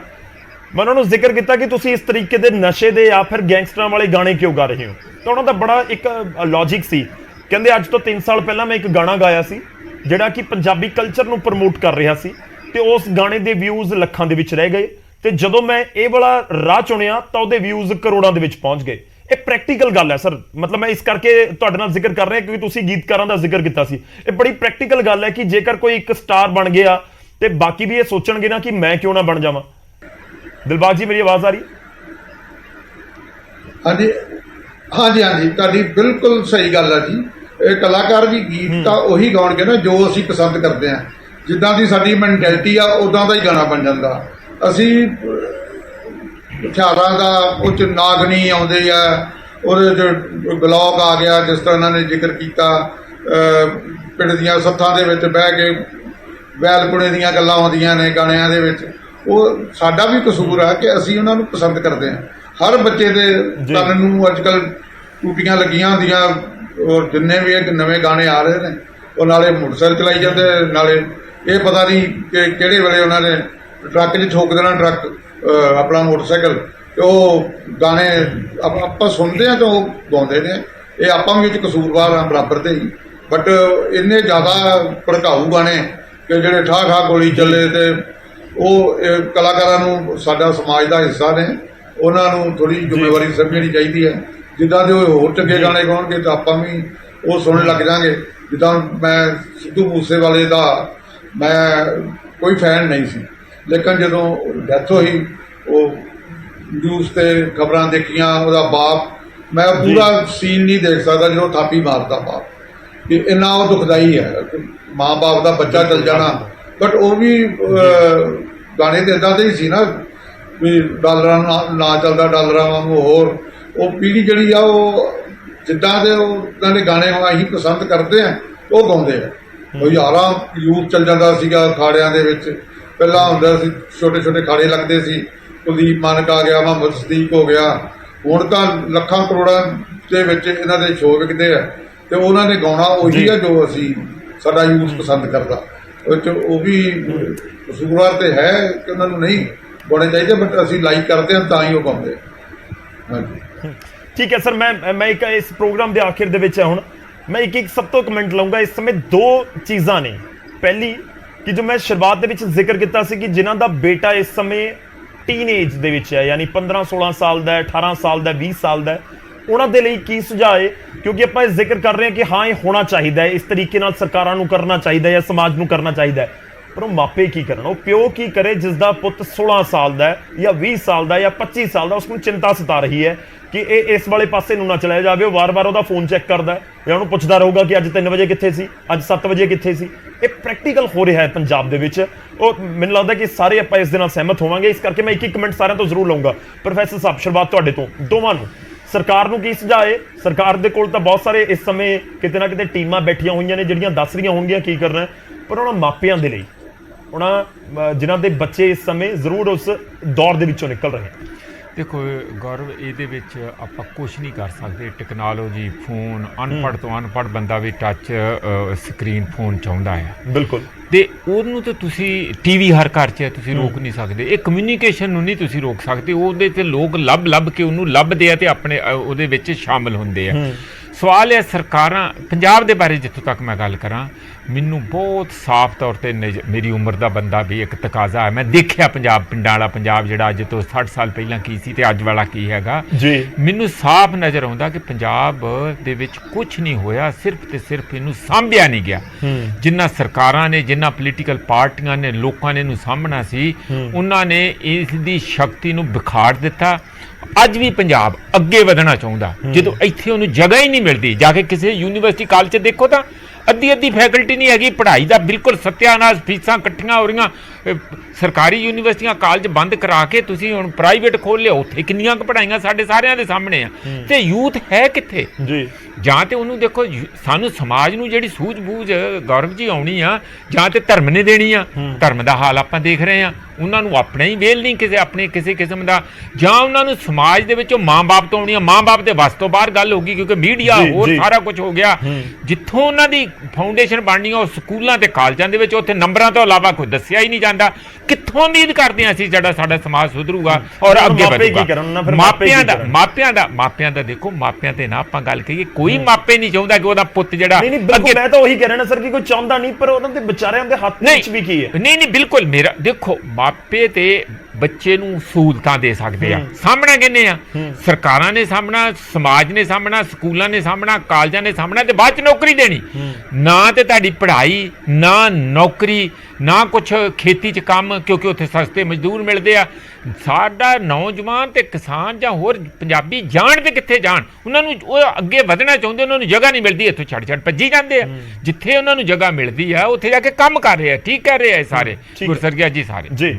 ਮਿੰਟੂ ਜੀ, ਤੁਹਾਡਾ ਸਰ ਫਾਈਨਲ ਕਮੈਂਟ ਮੈਂ ਚਾਹੂੰਗਾ। ਦਰਅਸਲ ਇਸ ਸਮੇਂ ਗੱਲ ਇੱਥੇ ਆ ਕੇ ਮੁੱਕਦੀ ਹੈ ਕਿ ਠੀਕ ਹੈ, ਸਾਰੀਆਂ ਗੱਲਾਂ ਲੋਕਾਂ ਦੇ ਕੋਲ ਪਹਿਲਾਂ ਵੀ ਪਹੁੰਚੀਆਂ ਹੋਈਆਂ ਨੇ, ਸਮਝ ਵੀ ਰਹੇ ਨੇ, ਪਰ ਫਿਰ ਚਿੰਤਾ ਉਹੀ ਆ ਜਾਂਦੀ ਹੈ ਕਿ ਜੇ ਜਾ ਰਹੇ ਨੇ ਉਧਰਲੇ ਪਾਸੇ ਨੂੰ ਯੂਥ, ਤਾਂ ਅਸੀਂ ਰੋਕੀਏ ਕਿਵੇਂ? ਗੌਰਵ ਵੀਰੇ, ਤੁਸੀਂ ਨਾ ਇੱਕ ਬਹੁਤ ਖੂਬਸੂਰਤ ਗੱਲ ਕਹੀ ਸੀ, 3 ਕਰੋੜ ਚੋਂ 300 ਜੀ। ਅਸੀਂ 300 ਦੀ ਬਹੁਤ ਜ਼ਿਆਦਾ ਗੱਲ ਕਰ ਲਈ ਹੈ, ਪਰ ਜਿਹੜੇ 30 ਲੱਖ ਪੋਸ਼ ਆਉਣ ਵਾਲੇ ਸਮੇਂ ਵਾਸਤੇ ਸਾਡੇ ਲਈ ਉਹ ਮੁਸਤਕਬਲ ਦਾ ਕੰਮ ਕਰੇਗਾ, ਸਾਡੇ ਵਾਸਤੇ ਉਹਨੇ ਕਹਿ ਲਓ ਕਿ ਡੰਗੋਰੀ ਦਾ ਕੰਮ ਕਰਨਾ, ਉਹਦੇ ਵਾਸਤੇ ਅਸੀਂ ਘੱਟ ਚਿੰਤਾ ਕਰਦੇ ਹਾਂ। ਜਿਵੇਂ ਪ੍ਰੋਫੈਸਰ ਸਾਹਿਬ ਨੇ ਕਿਹਾ, ਬੇਸਿਕਲੀ ਫਿਰ ਮੈਂ ਕਹੂੰਗਾ ਕਿ ਇਹ ਦੇਖੋ, ਇੱਕ ਨਾ ਮੈਂ ਨਹੀਂ ਕਹਿੰਦਾ ਕਿ ਮੈਂ ਬਹੁਤ ਮਾਹਰ ਹਾਂ, ਕਿਉਂਕਿ ਮੇਰੀ ਜ਼ਿੰਦਗੀ ਦਾ ਥੋੜਾ ਤਜਰਬਾ ਹੈ ਇਹਨਾਂ ਚੀਜ਼ਾਂ ਦਾ। ਮੈਂ ਉਹਦੇ ਆਧਾਰ ਤੇ ਤੁਹਾਨੂੰ ਕਹਿੰਦਾ ਕਿ ਜਦ ਤੱਕ ਤੁਸੀਂ ਸਾਈਕੀ ਨਹੀਂ ਫੜੋਗੇ, ਜਦ ਤੱਕ ਤੁਸੀਂ ਮਨੋਵਿਗਿਆਨ ਨਹੀਂ ਫੜੋਗੇ, ਜਦ ਤੱਕ ਤੁਹਾਡੇ ਕੋਲ ਅਧਿਐਨ ਵਧੀਆ ਨਹੀਂ ਹੋਣਗੇ, ਤਦ ਤੱਕ ਇਹ ਸਮੱਸਿਆਵਾਂ ਹੱਲ ਕਦੇ ਕਰਵਾ ਹੀ ਨਹੀਂ ਸਕਦੀਆਂ। ਪਹਿਲੀ ਗੱਲ, ਜਿੱਦਾਂ ਹੁਣ ਪ੍ਰੋਫੈਸਰ ਸਾਹਿਬ ਨੇ ਇੱਕ ਨੁਕਤਾ ਚੁੱਕਿਆ, ਹੁਣ ਤੁਸੀਂ ਮੈਨੂੰ ਦੱਸੋ ਕਿ ਜ਼ਿਆਦਾਤਰ ਜਿਹੜੇ ਬੱਚੇ ਆ ਰਹੇ ਨੇ ਉਹਨਾਂ ਦਾ ਪਿਛੋਕੜ ਪੇਂਡੂ ਹੈ। ਹੁਣ ਜਿਵੇਂ ਕਹਿੰਦੇ ਆਪਾਂ ਕਿ ਸੰਚਾਰ ਸਾਧਨਾਂ ਤੋਂ ਉਹਨਾਂ ਨੂੰ ਪਾਸੇ ਨਹੀਂ ਕਰ ਸਕਦੇ, ਪਰ ਮਾਪੇ ਅੱਜ ਦੇ ਦੌਰ 'ਚ ਠੀਕ ਹੈ, ਕੈਲੰਡਰ ਤੇ ਉਹ 2021 'ਚ ਨੇ, ਪਰ ਬਹੁਤ ਸਾਰਾ, ਕਿਉਂਕਿ ਮੈਂ ਅੱਜ ਵੀ ਖੇਤਾਂ 'ਚ ਰਹਿਣਾ, ਮੈਂ ਪਿੰਡ 'ਚ ਰਹਿਣਾ, ਬਹੁਤ ਸਾਰੇ ਸਾਡੇ ਜਿਹੜੇ ਮਾਪੇ ਨੇ, ਬਹੁਤ ਸਾਰੇ ਸਾਡੇ ਜਿਹੜੇ ਮਤਲਬ ਕਿ ਪਾਲਣਹਾਰ ਨੇ ਬੱਚਿਆਂ ਦੇ, ਉਹ ਹਾਲੇ ਵੀ 90 ਦੇ ਦਹਾਕੇ 'ਚ ਨੇ। ਤੋ ਫਿਰ ਉੱਥੇ ਜ਼ਿੰਮੇਵਾਰੀ, ਰਿਸਪੌਂਸਿਬਿਲਿਟੀ ਬਣਦੀ ਹੈ। ਸਮਾਜ ਤੋਂ ਅਗਲਾ ਸਟੈਪ ਹੁੰਦਾ ਸਰਕਾਰ ਦਾ, ਤਾਂ ਸਰਕਾਰ ਦਾ ਅਕੈਡਮਿਕ ਜਿਹੜਾ ਸਾਡਾ ਢਾਂਚਾ ਹੈ, ਉਹਦੇ ਵਿੱਚ ਰਿਫਾਰਮਸ ਕਰਨੇ ਪੈਣਗੇ। ਸਾਨੂੰ ਕਰੈਕਟਰ ਬਿਲਡ ਤੇ ਸਾਨੂੰ ਬਹੁਤ ਜ਼ਿਆਦਾ ਕੰਮ ਕਰਨਾ ਪਵੇਗਾ, ਕਿਉਂਕਿ ਅਸੀਂ ਜੇ ਕਹਿ ਲਓ ਕਿ ਸੰਸਾਰ ਪੱਧਰ ਤੇ ਮੁਕਾਬਲੇਬਾਜ਼ੀ 'ਚ ਉਤਰਨਾ ਹੈ ਜਾਂ ਆਪਣੇ ਬੱਚਿਆਂ ਨੂੰ ਬਚਾਉਣਾ ਹੈ, ਤਾਂ ਸਾਨੂੰ ਬਹੁਤ ਵੱਡਾ ਇੱਕ ਫਰੇਮਵਰਕ ਤਿਆਰ ਕਰਨਾ ਪਵੇਗਾ। ਉਹਦੇ 'ਚ ਸਭ ਤੋਂ ਵੱਡੀ ਗੱਲ ਮੈਂ ਤੁਹਾਨੂੰ ਦੱਸ ਦੇਣਾ ਕਿ ਦੇਖੋ ਬੱਚਿਆਂ ਵਾਸਤੇ ਜਿਹੜੀ ਇੱਕ ਮੈਂ ਮੁੱਢਲੇ ਤੌਰ ਤੇ ਤੁਹਾਨੂੰ ਇੱਕ ਫਿਨਲੈਂਡ ਦੀ ਐਗਜ਼ਾਮਪਲ ਦਿੰਦਾ ਜੀ। ਫਿਨਲੈਂਡ ਦਾ ਜਿਹੜਾ ਐਜੂਕੇਸ਼ਨਲ ਢਾਂਚਾ ਹੈ ਨਾ, ਜਦੋਂ ਤੁਸੀਂ ਉਹਨੂੰ ਵੇਖੋਗੇ 7 ਸਾਲ ਤੱਕ ਬੱਚਾ ਮਾਪਿਆਂ ਕੋਲ ਰਹਿੰਦਾ, 7 ਸਾਲ ਤੱਕ। ਅਸੀਂ 2.5 ਸਾਲ ਦੀ ਉਮਰ 'ਚ ਹੁਣ ਪਲੇ ਵਿੱਚ ਭੇਜ ਦਿੰਦੇ ਆ, 3 ਸਾਲ ਦੀ ਉਮਰ 'ਚ ਆਂਗਣਵਾੜੀ 'ਚ ਚਲੇ ਜਾਂਦਾ ਹੈ। ਸਾਨੂੰ ਇੱਕ ਉਹ ਜਿਹੜੀ ਇਮੋਸ਼ਨਲ ਅਟੈਚਮੈਂਟ ਹੈ ਜਿਹੜੀ ਉਹ ਲੰਮੇ ਸਮੇਂ ਵਾਸਤੇ ਉੱਥੇ ਰੱਖਣੀ ਚਾਹੀਦੀ ਹੈ, ਤਾਂ ਕਿ ਮਾਪਿਆਂ ਦੀਆਂ ਸਿੱਖਿਆਵਾਂ ਜੇ ਕਹਿ ਲਈਏ ਤਾਂ ਜ਼ਿੰਦਗੀ ਦੇ ਪਹਿਲੇ ਪੜਾਅ ਤੇ ਉਹ ਨਾਲ ਚੱਲਣ। ਸੈਕੰਡ ਕਿ ਫਿਰ ਅਕੈਡਮਿਕ ਢਾਂਚੇ 'ਚ ਅੱਛੇ ਚੇਂਜ ਹੋਣ, ਰਿਫਾਰਮਸ ਹੋਣ, ਕਿ ਅਸੀਂ ਬੱਚਿਆਂ ਦੇ ਕਰੈਕਟਰ ਤੇ ਧਿਆਨ ਜ਼ਿਆਦਾ ਦਈਏ, ਰੱਟੇ ਨਾ ਲਗਾਈਏ ਜ਼ਿਆਦਾ ਉਹਨਾਂ ਨੂੰ, ਕਿਉਂਕਿ ਇਹ ਅੱਜ ਸਮੇਂ ਦੀ ਮੰਗ ਹੈ। ਅੰਗਰੇਜ਼ੀ ਤਾਂ ਤੁਸੀਂ ਜਦੋਂ ਮਰਜ਼ੀ ਬੱਚੇ ਨੂੰ ਸਾਡੇ ਵਰਗੇ ਕੀ ਹੈ ਕਿ ਅੱਧ ਪੜ੍ਹਿਆ ਸੀ ਤੇ ਮੇਰੇ ਖਿਆਲ ਦੇ ਨਾਲ ਜੇ 6 ਮਹੀਨੇ ਸਾਨੂੰ ਸਿਖਾ ਦਿਓ ਅਸੀਂ ਅੰਗਰੇਜ਼ੀ ਸਿੱਖ ਲਾਂਗੇ, ਇਸ ਉਮਰ 'ਚ ਸਿੱਖ ਲਾਂਗੇ। ਸੋ ਇਹ ਚੀਜ਼ਾਂ ਬਾਅਦ ਦੇ ਵਿੱਚ ਵੀ ਕੀਤੀਆਂ ਜਾ ਸਕਦੀਆਂ, ਮਤਲਬ ਕਿ ਸ਼ਾਰਪ ਕੀਤਾ ਜਾ ਸਕਦਾ ਬੱਚੇ ਨੂੰ ਕਿਸੇ ਵੀ ਪੜਾਅ ਤੇ ਜਾ ਕੇ, ਪਰ ਉਹਦਾ ਜਿਹੜਾ ਕਰੈਕਟਰ ਦਾ ਮੁੱਢ ਨਾ ਉਹ ਇਹਨਾਂ ਚੀਜ਼ਾਂ ਤੋਂ ਬਚਣਾ ਬਹੁਤ ਲਾਜ਼ਮੀ ਹੈ। ਠੀਕ ਹੈ ਸਰ, ਮੇਰੇ ਕੋਲ ਸਮਾਂ ਬਹੁਤ ਘੱਟ ਹੈ, ਮੈਂ ਛੋਟੇ ਰਿਐਕਸ਼ਨ ਜ਼ਰੂਰ ਚਾਹੂੰਗਾ। ਦਿਲਬਾਗ ਜੀ ਮੈਂ ਤੁਹਾਡੇ ਕੋਲ ਆ ਰਿਹਾ, ਪਰ ਪਹਿਲਾਂ ਦਰਸ਼ਨ ਔਲਖ ਜੀ ਤੁਹਾਡਾ।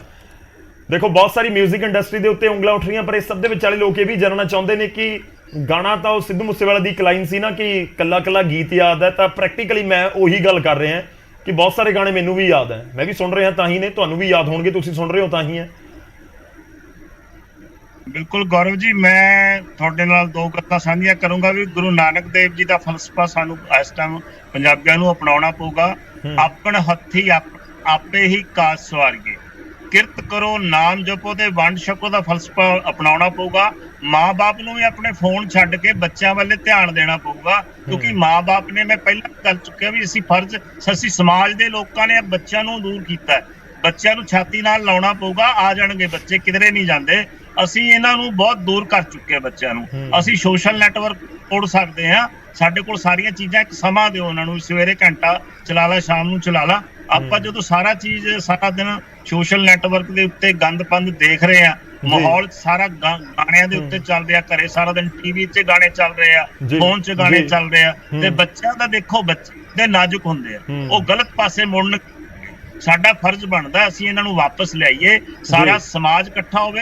ਸਰਕਾਰਾਂ ਜਿਹੜੀਆਂ ਸਕੂਲਾਂ ਕਾਲਜਾਂ 'ਚ, ਜਿਵੇਂ ਪ੍ਰੋਫੈਸਰ ਸਾਹਿਬ ਜੀ ਨੇ ਗੱਲ ਕੀਤੀ ਹੈ ਕਿ ਸਕੂਲਾਂ ਕਾਲਜਾਂ ਦੇ ਵਿੱਚ ਪੜ੍ਹਾਈ ਖਤਮ ਹੋ ਚੁੱਕੀ ਹੈ, ਉੱਥੇ ਗੰਦਾ ਕਲਚਰ ਸ਼ੁਰੂ ਹੋ ਚੁੱਕਾ, ਉਹਨਾਂ ਚੀਜ਼ਾਂ ਤੋਂ ਵੀ ਜਿਹੜਾ ਸਰਕਾਰ ਨੂੰ ਅਵੇਅਰ ਕਰਨਾ ਪਊਗਾ ਕਿ ਬੱਚੇ ਸਹੀ ਪਾਸੇ ਮੁੜ ਆਉਣ, ਬੱਚਿਆਂ ਨੂੰ ਇੱਕ ਸਹੀ ਕਲਚਰ ਦੇਣਾ ਪਊਗਾ, ਤਾਂ ਅਸੀਂ ਬਚ ਸਕਦੇ। ਠੀਕ ਹੈ ਦਿਲਬਾਗ ਸਿੰਘ ਜੀ, ਫਾਈਨਲ ਕਮੈਂਟ ਤੁਹਾਡਾ ਚਾਹੂੰਗਾ, ਤੇ ਮੈਂ ਇੱਕ ਹੋਰ ਚੀਜ਼ ਇਸ ਦੇ ਵਿੱਚ ਐਡ ਤੁਹਾਡੇ ਤੋਂ ਜ਼ਰੂਰ ਸਮਝਣੀ ਚਾਹੂੰਗਾ। ਦੇਖੋ ਬਹੁਤ ਸਾਰੇ ਜਿਹੜੀਆਂ ਇਨਸੀਡੈਂਟਸ ਹੁੰਦੇ ਨੇ, ਮੈਂ ਬਹੁਤ ਦੇਰ ਤੋਂ ਮੈਂ ਵੀ ਕਵਰ ਕਰ ਰਿਹਾ, ਉਹਨਾਂ ਦੇ ਪਿੱਛੇ ਜਾ ਕੇ ਫਿਰ ਡਰੱਗਸ ਜੁੜ ਜਾਂਦਾ ਹੈ।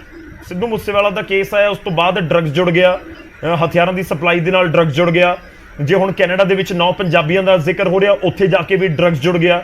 ਯਾਨੀ ਜਿਹੜੀਆਂ ਇਨਸੀਡੈਂਟਸ ਜਾਂ ਵਾਰਦਾਤਾਂ ਹੋ ਰਹੀਆਂ ਨੇ, ਪਿੱਛੇ ਜਾ ਕੇ ਫਿਰ ਨਸ਼ਾ ਕਿਤੇ ਨਾ ਕਿਤੇ ਜੁੜ ਜਾਂਦਾ ਹੈ। ਲੋਕ ਇਹ ਸਮਝਣਾ ਚਾਹੁੰਦੇ ਨੇ ਕਿ ਵਾਕਈ ਹੀ ਨਸ਼ਾ ਖਤਮ ਹੋ ਹੀ ਨਹੀਂ ਸਕਦਾ, ਜੇ ਹੋ ਸਕਦਾ ਤਾਂ ਕਿਵੇਂ। ਪੁਲਿਸ ਦੇ ਉੱਤੇ ਵੀ ਬਹੁਤ ਸਾਰੇ ਸਵਾਲ ਉੱਠਦੇ ਨੇ ਕਿ ਪੁਲਿਸ ਜੇ ਚਾਹੇ ਤਾਂ ਕਰ ਦੇਗੀ, ਪਰ ਹੁੰਦਾ ਨਹੀਂ।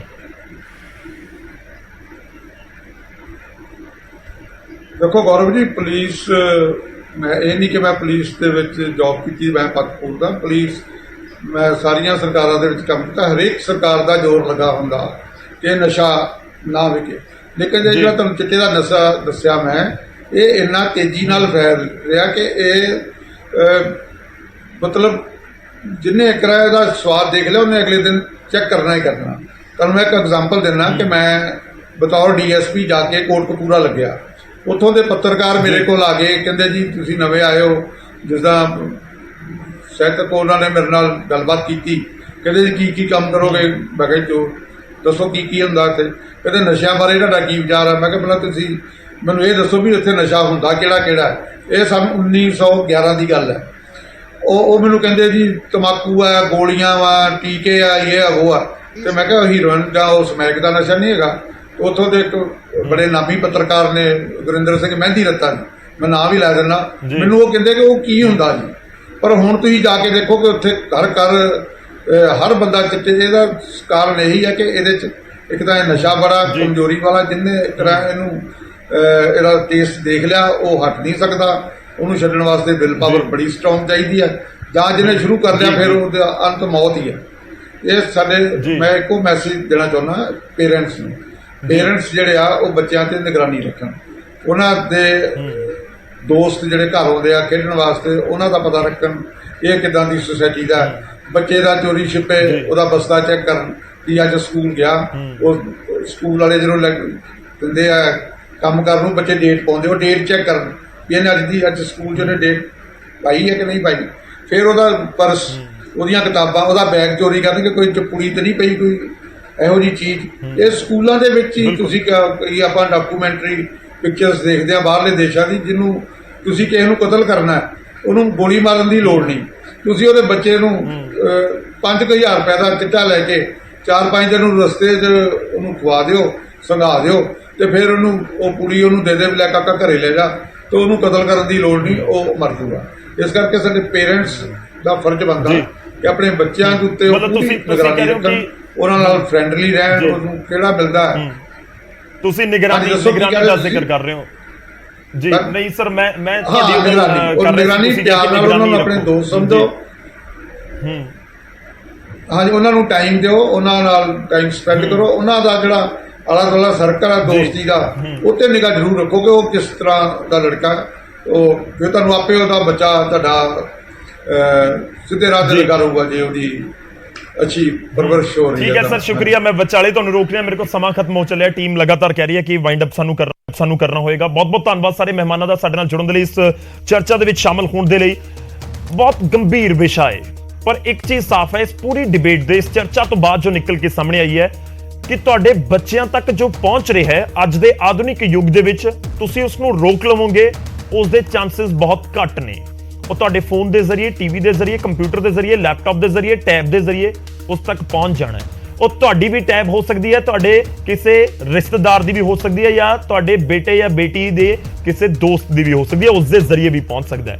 ਤਾਂ ਦੋ ਚੀਜ਼ਾਂ ਬਹੁਤ ਖਾਸ ਨੇ ਜੋ ਚਰਚਾ 'ਚ ਨਿਕਲ ਕੇ ਆਈਆਂ ਕਿ ਇੱਕ ਤਾਂ ਬੱਚਿਆਂ ਨੂੰ ਸਮਾਂ ਦੇਣਾ ਪਏਗਾ ਤੇ ਦੂਜਾ ਨਿਗਰਾਨੀ ਰੱਖਣੀ ਹੋਏਗੀ। ਪਰ ਉਮੀਦ ਕਰਦੇ ਹਾਂ ਕਿ ਸਾਡਾ ਸਿਸਟਮ, ਸਰਕਾਰਾਂ ਇਸ ਵਾਲੇ ਪਾਸੇ ਧਿਆਨ ਦੇਣ ਤਾਂ ਕਿ ਜਿਹੜਾ ਗੈਂਗਸਟਰਵਾਦ ਦਾ ਅਸੀਂ ਜ਼ਿਕਰ ਕਰ ਰਹੇ ਹਾਂ ਕਿ ਉਸ ਵਾਲੇ ਪਾਸੇ ਨੂੰ ਨੌਜਵਾਨ ਜਾ ਰਹੇ ਹਨ, ਉਹਨਾਂ ਨੂੰ ਰੋਕਿਆ ਜਾ ਸਕੇ। ਪ੍ਰਾਈਮ ਟਾਈਮ 'ਚ ਅੱਜ ਦੇ ਲਈ